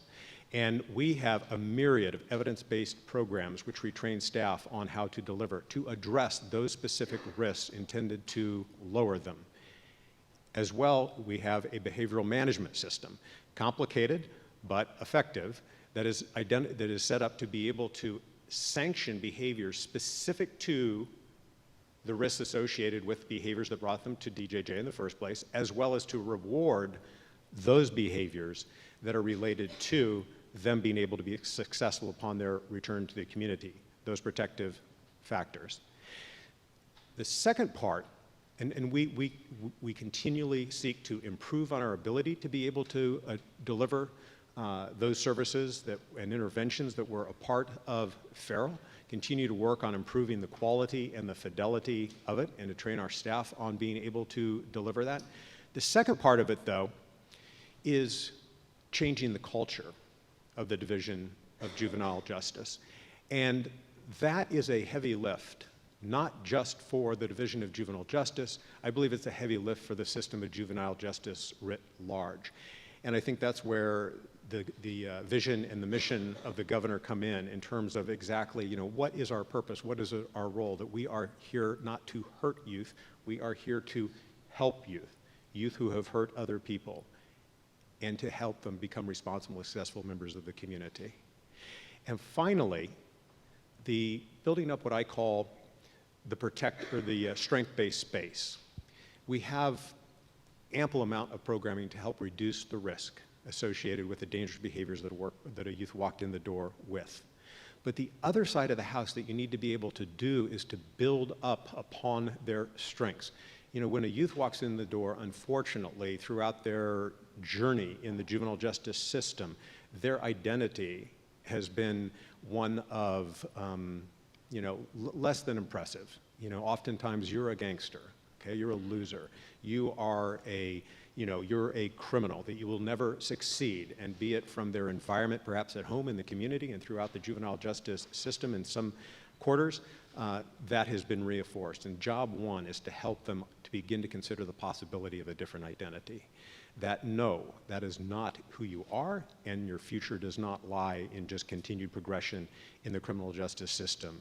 That you are a college student, that you can be a welder, you can be a father, you can have a home, you can play a productive role in the community. But that has to start day one, to help them to begin to consider the possibility. A big part of our strategy is bringing in an ample amount of credible messenger mentors, because I believe that the best people who can challenge the identity of that young person coming into DJJ is somebody who looks like them, somebody who has been in their shoes, and somebody has been able to do what it is that we are asking them to do, has gone out and has come out of either the adult system or has come out of the Division of Juvenile Justice and has been successful. And to go in and to work with our youth to help them to challenge their identity and realize that, wow, you look like me, you came from where I came from, and you have been successful, and you are moving forward with your life with no dishonor, no disrespect, and that begins to chip away at that identity that they walked in the door with, and consider the possibility of being somebody different moving forward. And that's a principal task for a young adult. I mean, they have to find an identity, and as I'm sure many of you who have kids or yourself, we've all been young people, we spend our young adulthood looking for that identity of who we're going to be. And that's a big part of what we're trying to be able to provide within that environment, are examples of individuals who've been like them and have been able to identify a different path for themselves. And the second piece of that is principal task of a young adult is identifying sort of what is the purpose and the passion that is going to be the switch, if you will, for their future and what it is that they want to pursue. And a big part moving forward with the Department of Youth and Community Restoration is creating more opportunities within the Division of Juvenile Justice, within our facilities, to be able to identify what that purpose and what that passion is, be it a job, be it college. We have college professors coming in and teaching college classrooms, and we're working to build online community college as well. And that it has to be, not just a taste of, but it has to be a deep dive in exploring particular options for what they're going to do when they transition back into the community, and that those opportunities that they are able to partake of while with us translate into direct opportunities in the community, that there's a seamless transition. In the governor's budget, there is funding for a training and development program with the California Conservation Corps as well as the local Conservation Corps network. The idea being that the conservation corps are really a wonderful opportunity for young people to be part of something bigger than themselves, to go out and address real-world problems in their community and contribute in very positive, valuable ways, and for them to see themselves as assets to a community. As a reentry coordinator, I helped some youth get into local conservation corps with some success, but in conversations with the conservation corps, one of the things they told us that they have a big enough challenge with young people being corps ready right off the streets. And we recognize that, we have time with youth in our facilities. Why not develop a training and development program for the local and state conservation corps where you can come in, you can build it, you can train them, you can develop our young people. Only thing is we want you to have opportunities for them in a state or a local corps when they get out. So again, that's an example of you create the opportunity within the facility, they're able to be exposed to it, to sort of try it out, if you will, and then it translates directly into opportunities in the community. We have 2 coding programs, one at our facility at OH Close in Stockton, and then we have another coding program at our facility in Ventura. Same type of idea. We don't want you to think about, when I get out, I want to be a coder. We want you to become a coder while you are with us. So a big part of moving forward and building up that strength-based space is to create more of these opportunities within our facilities that translate directly into opportunities in the community. And we're looking to build partnerships specifically around what's called an honorable discharge. And this is a law that passed a couple years ago, where any juvenile who is in the Division of Juvenile Justice, which is both either an adult commit or a juvenile from juvenile court, after having done 18 months well in the community, can return to the Board of Juvenile Hearings and apply for what's called an honorable discharge designation. And after having done well, as I mentioned, 18 months in the community, showing progress in the areas of education, employment, community engagement, having supportive adults in their lives, having a network of positive peers, all of which are indicators that are going to contribute to a reduction in recidivism, that they're able to petition the board for this designation. And having received an honorable discharge, technically the law says that your past behavior can't be used against you in terms of like employment and education. Its intent is to remove those barriers. But it also says that the court must recognize the honorable discharge as evidence of rehabilitation for any additional reprieve that they may be able to offer. Another law that passed a couple of years ago that Governor Brown signed was that youth who had been in the Division of Juvenile Justice are able to seal their records. And Prop 21 took that away a number of years ago for youth who were in the Division of Juvenile Justice with 707B offenses, which is primarily all of the youth who are in DJJ. And so we consider this to be a very important incentive for young people to want to do well upon their return to the community, but also as an opportunity and incentive for them to want to do well while they're with us, and that the opportunities that we build within DJJ in the strength-based space will be directly linked to being able to fulfill the honorable discharge criteria and to be linked up with organizations in the community. They're going to be able to help them fulfill it. Another thing that's in the governor's budget is funding for an AmeriCorps program that is going to be also supported by the California Volunteers Office, which is the primary source of federal funding for AmeriCorps funding in the state. And it will support 40 half-time AmeriCorps members serving at reentry organizations in the communities where the majority of our youth are returning to. And that these AmeriCorps positions will be individuals themselves who have come out of the Division of Juvenile Justice, who have come out of the adult system to serve as credible messengers, honorable discharge navigators, if you will, to assist our youth as life coaches, both within our facilities as well as upon their return, to connect to resources, and then ultimately to be able to apply to the board to be able to receive the honorable discharge status. So I'll leave it like that. I'm sure you have a lot of questions. The bottom line is that, Farrell for us was really half the story. The governor's proposal to move us into Health and Human Services, where we are going to be far closer to the different departments there that are going to be relevant, both in terms of the delivery of our own services as well as the services that are going to be important to youth upon their return to the community, is going to allow us to be able to continue the journey, to be able to write the next chapter in terms of reforming the state's role in the Division of Juvenile Justice. Thank you. Thank you. So as I mentioned, thank you to Chuck, Renee, and Brian, all for their important perspectives on the issue. We are now open to questions from the audience. Do we have a Yes. mic? Okay. And we're going to ask, just for the sake of time, that if you have a question, if you can line up over here, and then we can answer your question that way. Thank you.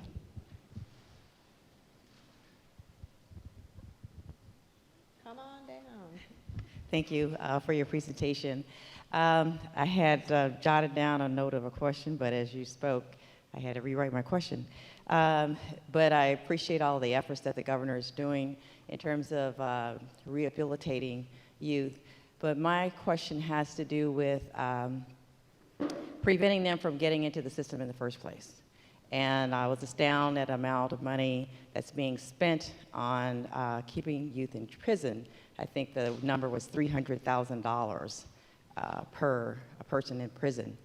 Particularly concerned in Sacramento School District, where there's a higher incidence of African American youth that are been subject to suspensions, who ultimately probably end up in the criminal justice system.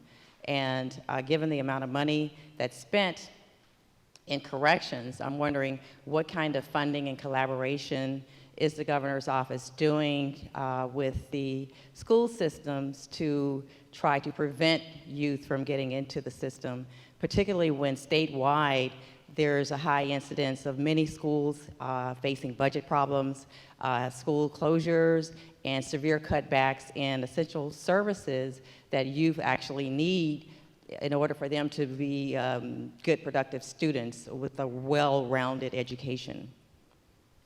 Chuck, do you want to start with that question? Yeah, I can't speak to the governors specifically with regard to anything other than our task before us of moving DJJ over to Health and Human Services under the Department of Youth and Community Restoration, but I know that there is a tremendous amount of interest and support with regard to diversion and funding consideration related to being able to support alternatives at the very beginning of the system to avoid them getting into it in the first place. And I know there's a lot of really fascinating examples of that happening in Los Angeles County, for one, where there's increased funding to be able to try to keep young people out of the system as well, which, as far as the Division of Juvenile Justice goes, would like to see far fewer youth coming to Division of Juvenile Justice, meaning that it was successful at the very beginning, that they were diverted out of the system and not having to step foot in it. But our charge is working with those young people who ultimately did end up with us and doing the best we possibly can, that this is the end of the line for them and the end of their experience in the criminal justice system. Renee or Brian, do you have any comment on, similarly, any sort of pre-prevention or early intervention programs that are out there or being invested in? I would just, what was that, Judge? Yep, PBIS in the school system, yeah. I don't know how many schools have, but like you mentioned, Mike Lombardo, a lot of the other counties have reached out to him to get more information on how to incorporate that into their schools. I think it goes back to that collaboration piece. I can't speak on the funding part, but the collaboration piece does bring funding because, like the judge said, you come to the table to put the money on the table, put your hands behind your back, and you have a conversation about where the best use of that money is that you do have. And then you work from there. You involve your nonprofits, your community partners, and you identify those things. And we're very lucky in that sense that we have a lot of those options. And but that's only based on the fact that there's open communication. I would also, thank you for that. I would also add that while I'm not too familiar with the governor's position on education or diversion investment, I would say that the state has recently made investments in early prevention and diversion programs. One in particular is the Youth Reinvestment Grant. That's administered by the BSCC, and last year it offered up just over $35 million for counties to compete for grants that would support youth locally in diversion programs at the earliest point of contact. And that has had a small rollover in funds. The governor this past year, I think, offered to about $15 million between a tribal diversion grant and the more broad youth reinvestment grant. But I think those really point to the state's recognition that on top of supporting youth who are already in the justice system, we really want to limit the number of youth who make contact in the first place and ensure they have the supports they need. Great. Next question. This is to Renee. Renee, I sent a copy of the report that you had here and you spoke about to one of the teachers at Ventura, one of the youth facilities, and she said the pictures in the report were of part of the facility that had been closed for the last 5 years, and the youth had not been in that facility that you had pictures of for the last 5 years. Could you address that? Yeah, I'm actually not sure what that might be referring to because the photos actually come from a tour that we took last year, courtesy of DJJ leadership. So we only took photos of areas where we were allowed and where they described to us that youth had been and that programming took place. But they hadn't taken place for the last 5 years. So I think there's a lot of issues that the people that are there are really raising with some of the points that have been brought up in the report. And so I see it as a good advocacy tool, but I think there's some real issues here. With a state with 40 million people, where you have 700 in them, you're gonna need some sort of tertiary facility, which is, I think, and hopefully they're rehabilitative programs, and these serve young people that are in prisons that could go into DJJ for these rehabilitative programs. There are almost 13,000 inmates within the prison facilities that are under the age of 25 now. So we're hoping to make these more into rehabilitative units. You can't do that if you close them down, which is really, when I read your report, that seemed to be the point of it. Well, I certainly agree that rehabilitation should be the focus of our state and our local juvenile justice systems. With regards to the facilities, maybe we can talk a little bit more afterward to ensure the accuracy, although I do believe that everything we included in the report were areas where youth were currently receiving programming, and otherwise we may have received misinformation from staff that were providing the tours. But I would say that to this point about providing rehabilitation for young people, ensuring that youth who are at risk of being sent to the adult system, that's certainly a concern for myself and for my colleagues. I would say that this approach to juvenile justice, recognizing that we need to be utilizing county capacity, is not something that is all that new, and it's not a really standalone idea. Our colleagues at the Legislative Analyst's Office have recommended similar strategies of phased realignment, recognizing we need to build up systems, we need to continue to invest in systems locally, where the majority of youth are actually held. The majority of youth who are involved in our juvenile justice systems in California are already held locally. So by continuing upon the state's approach to realignment that began in 2007, we're building on efforts by the Little Hoover Commission, by other state commissions that have made similar recommendations. And I think that when we pull together, we can certainly find ways to support our young people in ways that work. Thank you, Renee. Thank you. I'm Ernest Wazi from the Division of Criminal Justice at Sacramento State. I really enjoyed your talks. Going back especially to the earlier conversation about early intervention and diversion, do you have any experiences, perspectives of programs, practices relating to restorative justice as part of envisioning the future of the juvenile justice system, especially relative to victim offender mediation, either as an alternative or augmentation of the traditional justice system? Thank you.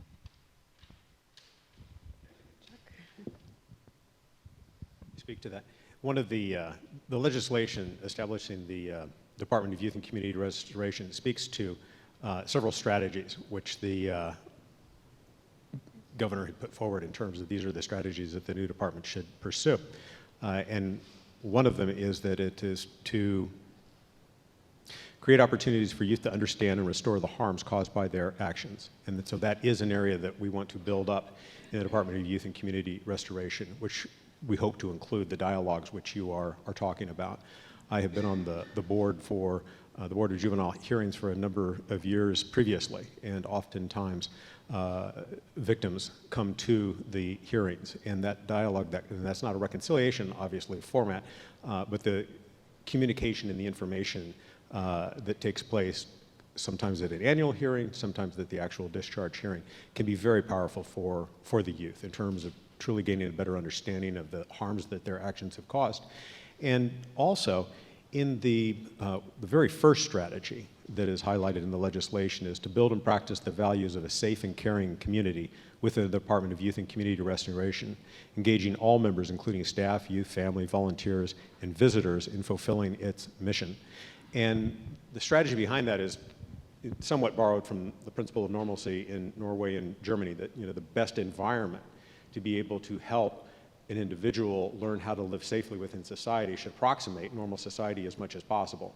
And sort of taking that into a juvenile justice context, what we want to do is build strong, safe, caring communities within our facilities all the way down to the unit level. And that those communities is not just the staff who are the members of that community, it's the staff, it's the youth, it's families, it's visitors, volunteers, and that every member of that community is responsible for helping to fulfill that mission of a young person be able to return safely to the community, become responsible and successful adults. And then within that context, to help a young person learn about sort of behaviors within that community, within the facility, within a unit, how they impact and harm the community as a whole. So obviously, in part, some of the feral-based risk reduction interventions are geared towards helping to understand what's going on inside of you, what's your thinking, how does your past contribute to behaviors that hurt other people. But in the context, if you will, of a community, it's another type of an understanding in terms of how your actions impact a community and how can you repair or make amends for that behavior. So both in terms of the behaviors that brought them to DJJ, but just in terms of a practice as being a member of a community within the unit, within the facility, to be able to gain an understanding and a sense of community responsibility and restoring harms that you might make on a daily basis and understanding how they impact it. That's another way that we want to be able to implement restorative justice principles. Thank you, Chuck. Judge Nichols. I have about 25 questions, but I'm going to limit it to 2. Chuck, I want to start with you, if you don't mind me using your first name, because I forgot to write down the last name. As we transition to Health and Human Services, which I'm slightly disturbed by, one of the reasons I'm concerned is, as a judicial officer on the other end, right, I'm concerned about the level of collaboration at the state level and whether or not Health and Human Services within its own agency, because my experience is Health and Human Services, for example, does not collaborate with mental health or with probation or law enforcement or anybody else. And so how is, moving forward, how is Health and Human Services taking over this big, large division going to accommodate the level of collaboration, and whether they're going to reach out to the people who are boots on the ground, those of us who are doing the work on a day-to-day basis. My experience with the state is they come up with these great ideas without any reality. They're not based on reality. They're not, come down and sit with me in court, see who I'm talking about, see what kids we're dealing with. I'm not the greatest example. I'm from a small county, but what efforts are there going to be to reach out to those of us on the front line, and what levels of collaboration are you going to be working with your agencies? How are you going to build in that collaboration and sharing money between agencies, which the state does not do very well at? I'm being as generous as I can possibly be about this, just letting you know.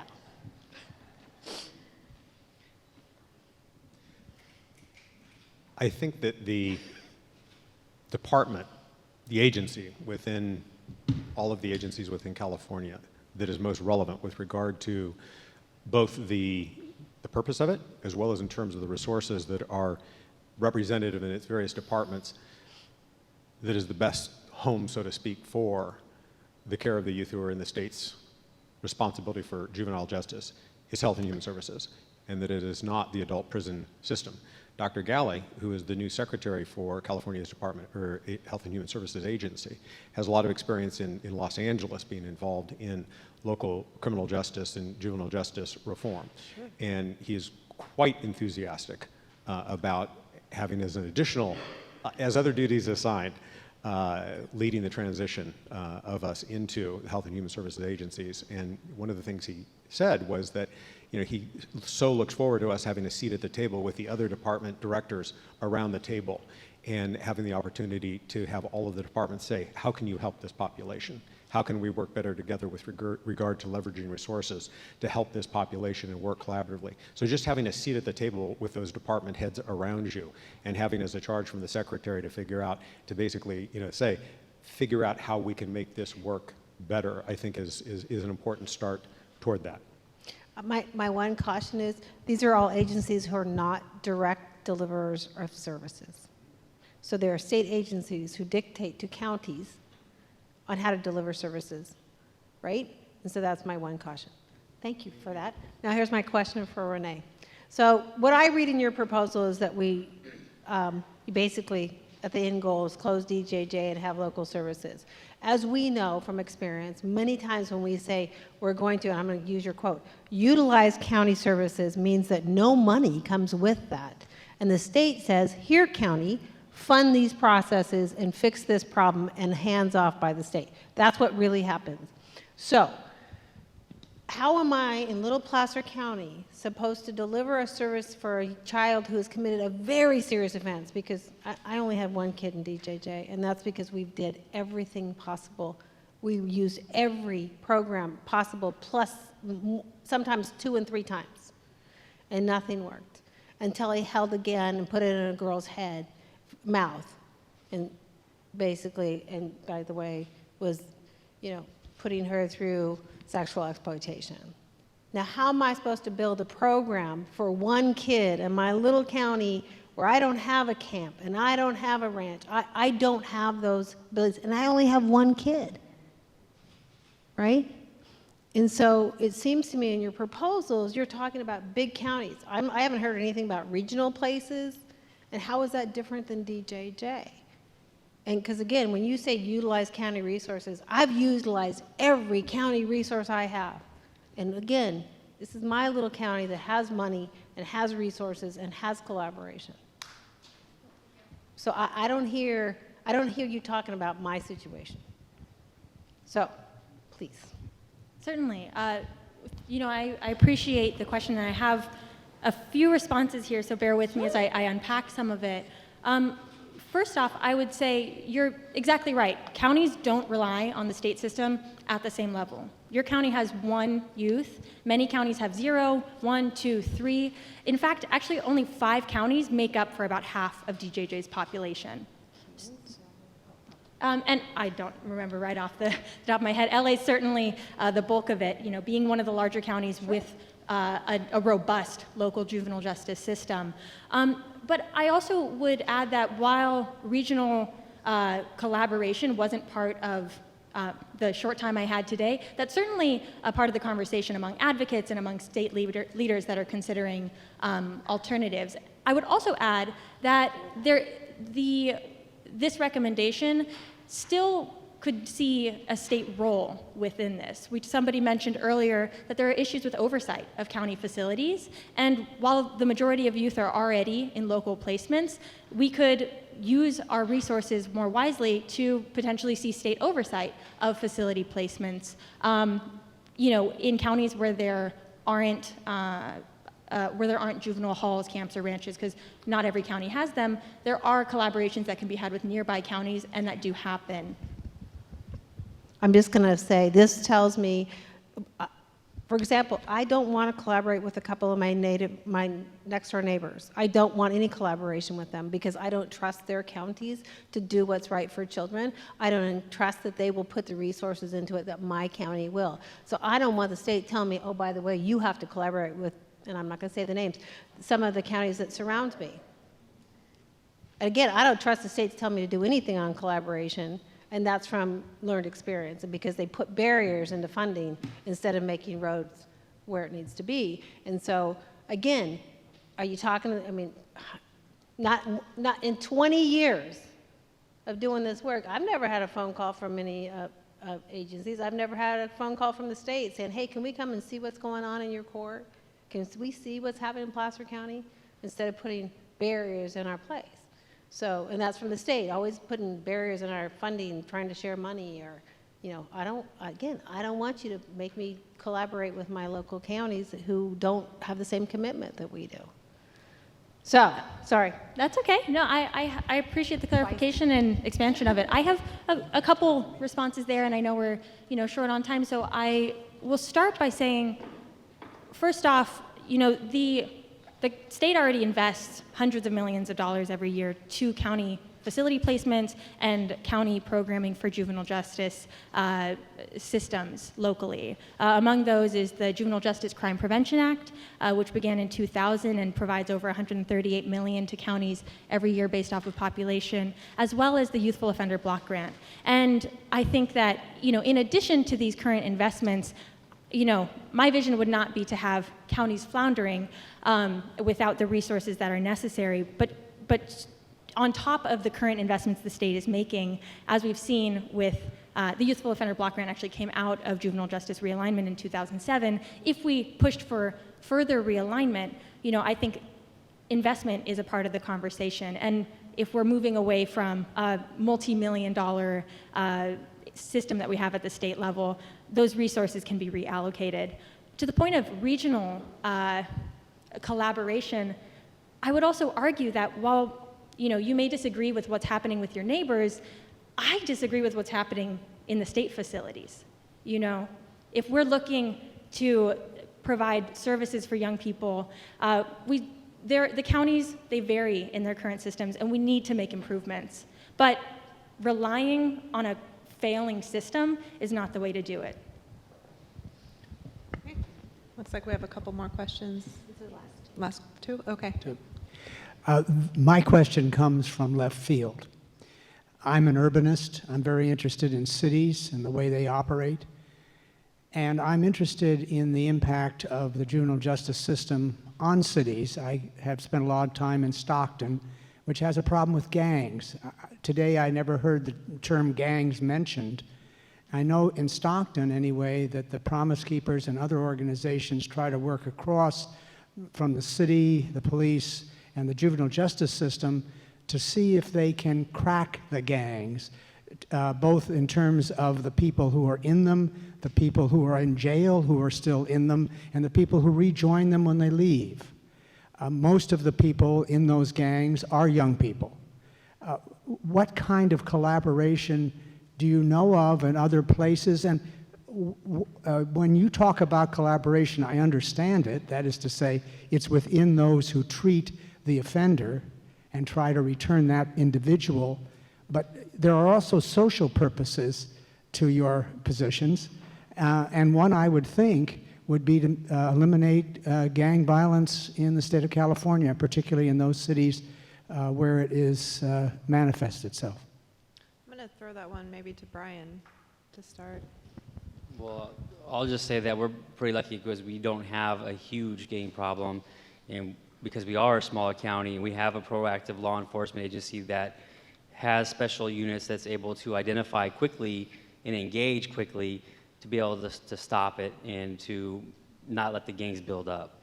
So we're lucky in that position. Even the probation department, we actually have an officer that's allocated to both of those teams.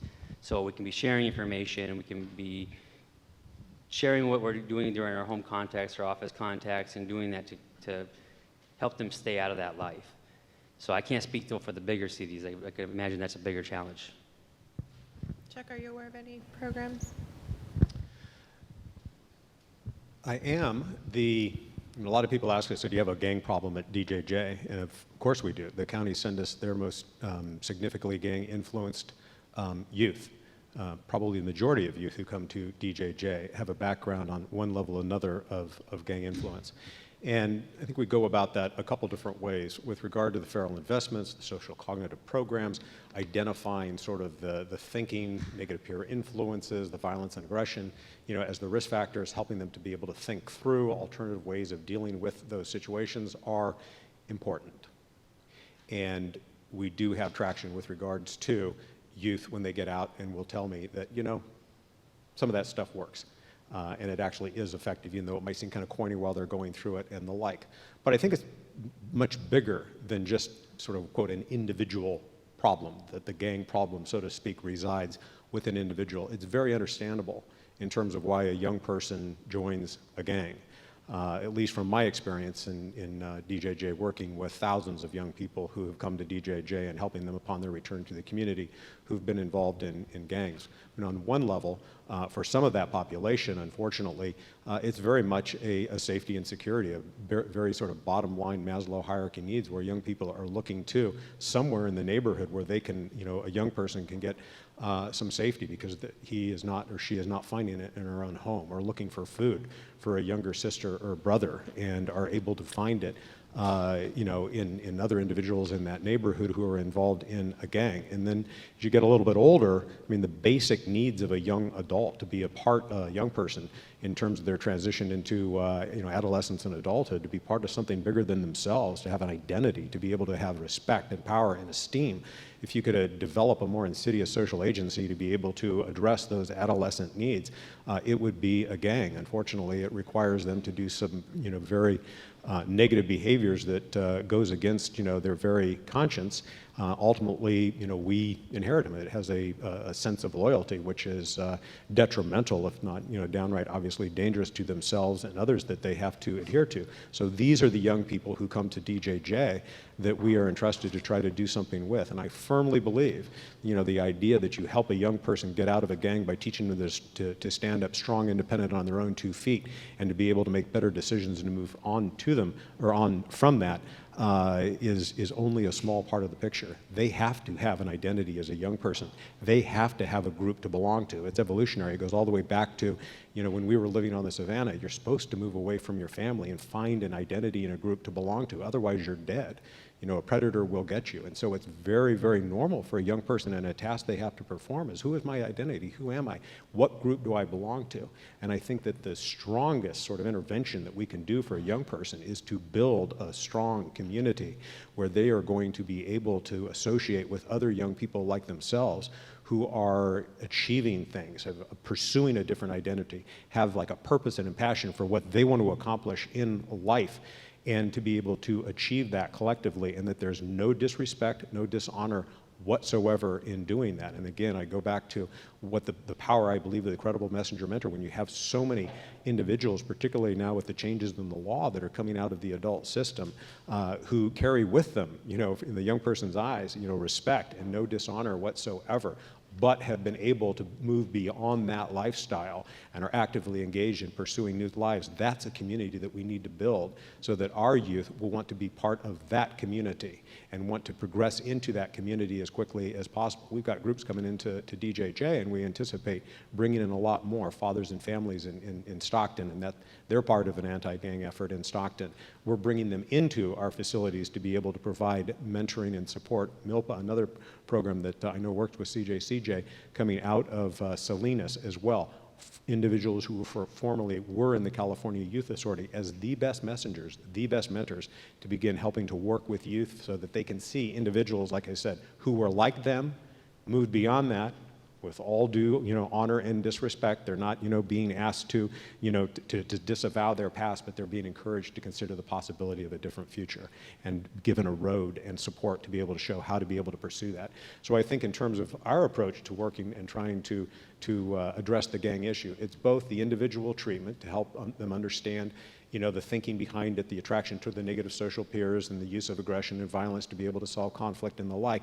But the bigger piece of it is creating a community that they can be a part of and to have all those adolescent developmental needs met, to be able to be an alternative to having to go back and be a part of that gang, and creating opportunities that transcend into the community so they can continue to live that new lifestyle, to continue to be a part of that group and that pursuit when they return to the community. And sometimes it means not returning to that community. And it's one of the things that's exciting about the partnership with the California Conservation Corps, because they actually have residential spots throughout the state. We have some of our youth who come out of our Pine Grove Fire Camp now who are in the California Conservation Corps and have done that, one, just because, wow, I'm contributing to the community, I'm a firefighter, I never knew I had that identity before, as well as I'm going to go, and continue to fight fires in Siskiyou County or what have you, because it's not in my best interest to return back to the neighborhood that I was raised in. Okay, thank you, Chuck. And our final, oh wait, were you adding, I'm sorry, and our final question. Okay, my final question, looking to the future, pathways for juvenile justice in California. As we all know, United States has the largest prison population in the world. California has one of the largest prison populations in the United States. And for me, my comment has to do with when you're looking at juvenile justice in California, you have to look at the schools. You have to look at diversion programs. We need to reduce our prison population nationwide in California. And certainly, if we start in the schools, with diversion programs, we can help reduce the number of prisoners, and particularly the disproportionate representation of certain minority groups who are in prison by dealing with what's going on when they're younger. And so I know that there's some that don't want to collaborate with their neighbor or what have you, but when I was growing up anyway, they had such a thing called Scared Straight in the high schools, I believe it was. And so it was a tool that was used to help basically scare kids from getting in trouble. And so I don't know if those kinds of programs exist now, but with the Department of Corrections, if you're really truly interested in reducing the incarceration rates and the incidence of juveniles being in the prison system, you really have to look at diversion and working with the schools and I mentioned earlier about the budget. Money is an issue, and so when the schools are having to cut back on essential services that kids need to be able to be successful students, they're going to get in trouble. And so I think that if you carve out part of your budget, since you've got a hefty budget and the schools don't, maybe to try to look at diversion programs and how to get into the schools and help prevent some of the things from happening. And I don't mean policing either. In a positive way, interacting with kids so that in providing support services that they need to be successful members of society, students in their schools, and they don't even get into the system at all. And so I think that should be looking to the future for pathways in juvenile justice in California. Thank you. Is there any response to her comment? Well, again, speaking from our specific role in the Division of Juvenile Justice, one of the criteria for an honorable discharge is that a youth is engaged in their community. And there's some really fascinating studies with regard to individuals who've been a part of the criminal justice system and have been able to desist from criminal behavior versus those who are not able to. And this one study that I'm always fascinated by is taking a look at two different groups, one who were not successful in desisting and a group that were. And the ones in the group that were able to stop and stay stopped, getting involved in criminal behavior after having been incarcerated, that they all shared this sort of similar script. They all seemed to be living their life by the same sort of tenets. They didn't know each other. And basically it goes something like this, that they all believed that everything that they had been through, everything that they had done and everything that had been done to them, that it was not all for naught, that there was a reason behind it. And for most of them, the reason was that they were supposed to go out and help others, particularly young people, to get off of the path that they were on, or to not get off of the path in the first place. And that seemed to be a factor in terms of them personally being able to continue to desist from criminal behavior. And when you talk to a lot of young people in DJJ and those who have gotten out, it's really fascinating, but they share sort of that script, that it's almost with like a messianic zeal that they absolutely have to go out and they want to help other young people learn from their mistakes and not go down the same path that they have gone down. And I too believe strongly that they can be really critical agents in helping other young people to be able to get off that path, and by going out and doing that type of service, that they themselves will be able to stay on a positive path and continue to move forward. And that we anticipate, and one of the reasons that criteria is in the honorable discharge, for them to show us what you have done to be able to be engaged in the community. We're looking to build more partnerships in the community where they will have the opportunity to be able to have that kind of interaction with young people. Now, I will sort of throw a little bit of water on the Scared Straight program, that it has been shown to actually not be effective, that those youth who are not at risk for getting involved in the justice system it has no impact on them whatsoever. Those who are at risk of getting involved in the system, it actually increases the chances that they're going to get involved in the system. But what we do know, that when you have individuals who've been involved in the system, the idea is not for them to, basically scare them to death that you never want to do, come because this is what's going to happen to you.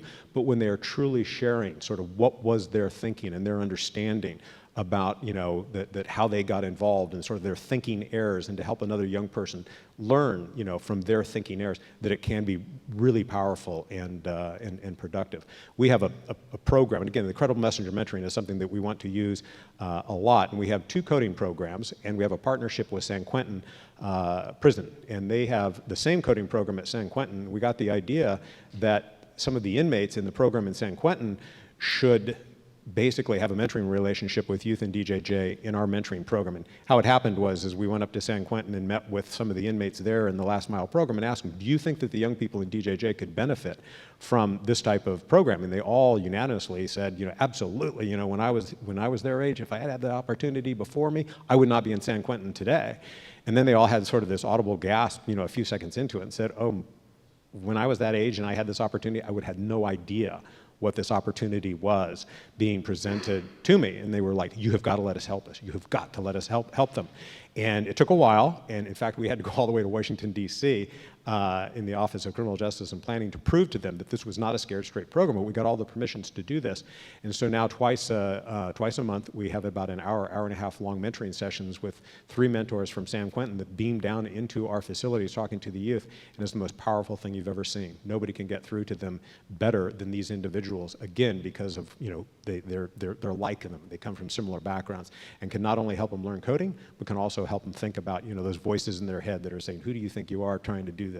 You can't do this. You're never going to be able to do something like that, and to be able to help them with those thinking errors. So I really do think it has a powerful role, and we do seek to create opportunities for more of our youth when they return to the community to be able to do that as a part of fulfilling the honorable discharge. Thank you. So, any closing? Well, I just want to say real fast, I'd like to connect with you, get your contact information, because we don't have time, but I would like to share a few things that we're doing in Placer County and some of the other probation departments are doing across the state.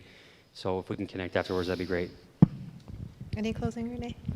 Certainly. I would also just like to expand on some of what was already shared. I think you bring up a really key point, which is diversion. So it is important to provide services to youth who are already in a confined setting, to youth who are already involved in the justice system. But diversion, like you said, is keeping them out entirely. And I think that, as we move in that direction, and we should, that helps, it has an additional effect, which I think is really positive, where when you're meeting the needs of youth who, say, have a status offense, which is something like curfew, they're out past their curfew, they miss school. Youth are currently being criminalized for things like status offenses or very low misdemeanors. And what that does is you're first, it's not helping the youth because they're put into a justice system that's only further entrenching them down into the justice system, when really, rather than criminalizing youth behaviors, and particularly youth of color are most impacted, we need to have diversion programs that, rather than connecting them with a member of the justice system, connects them with mentors, connects them with social workers, connects them with therapists, connects them with the resources that they need. And I think to circle back to this point of collaboration, which I think is really central here, part of collaboration, I think, is playing to your strengths. And when we're all collaborating, we can recognize where our role best fits. And so there is a role for probation, there is a role for the courts, there is a role for all of these different systems.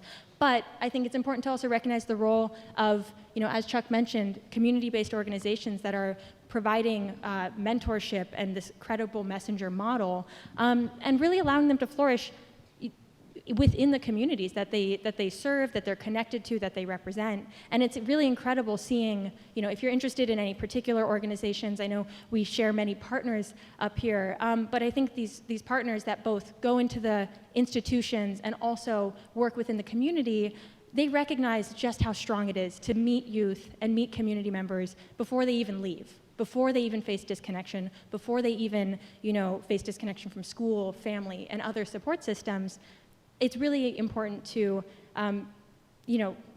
best keep somebody out of the system entirely rather than trying to backtrack whenever it's possible. So I think this reduction of that helps everyone in the system, and it helps us focus on youth who have more serious needs. Because when you move our attention away from status or misdemeanor offenses, I think that we can really focus our energy among youth who need that support within the justice system. Great. Thanks. So we're almost out of time. I'm going to thank Renee, Brian, and Chuck once again in the Center for California Studies for hosting this important conversation, and I will turn it back over to Megan to close out the program.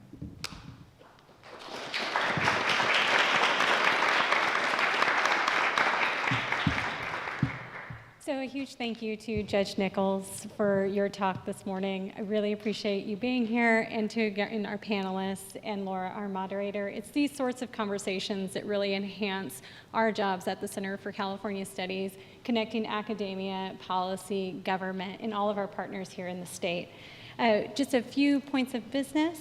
There's a survey in your folder that was placed on your chair when you arrived. If you could fill out that survey and give it to Zoe in the back, that would be very helpful for us as we determine what topics are for our next events here at the center and good best practices that we can put into place. Also, I would encourage you to follow us on social media. The center puts on a variety of events and topics throughout the year, and this is an excellent way to keep up to date on the happenings at the center. Otherwise, we're finished for today. Thank you all for joining us, and I hope you have a wonderful weekend.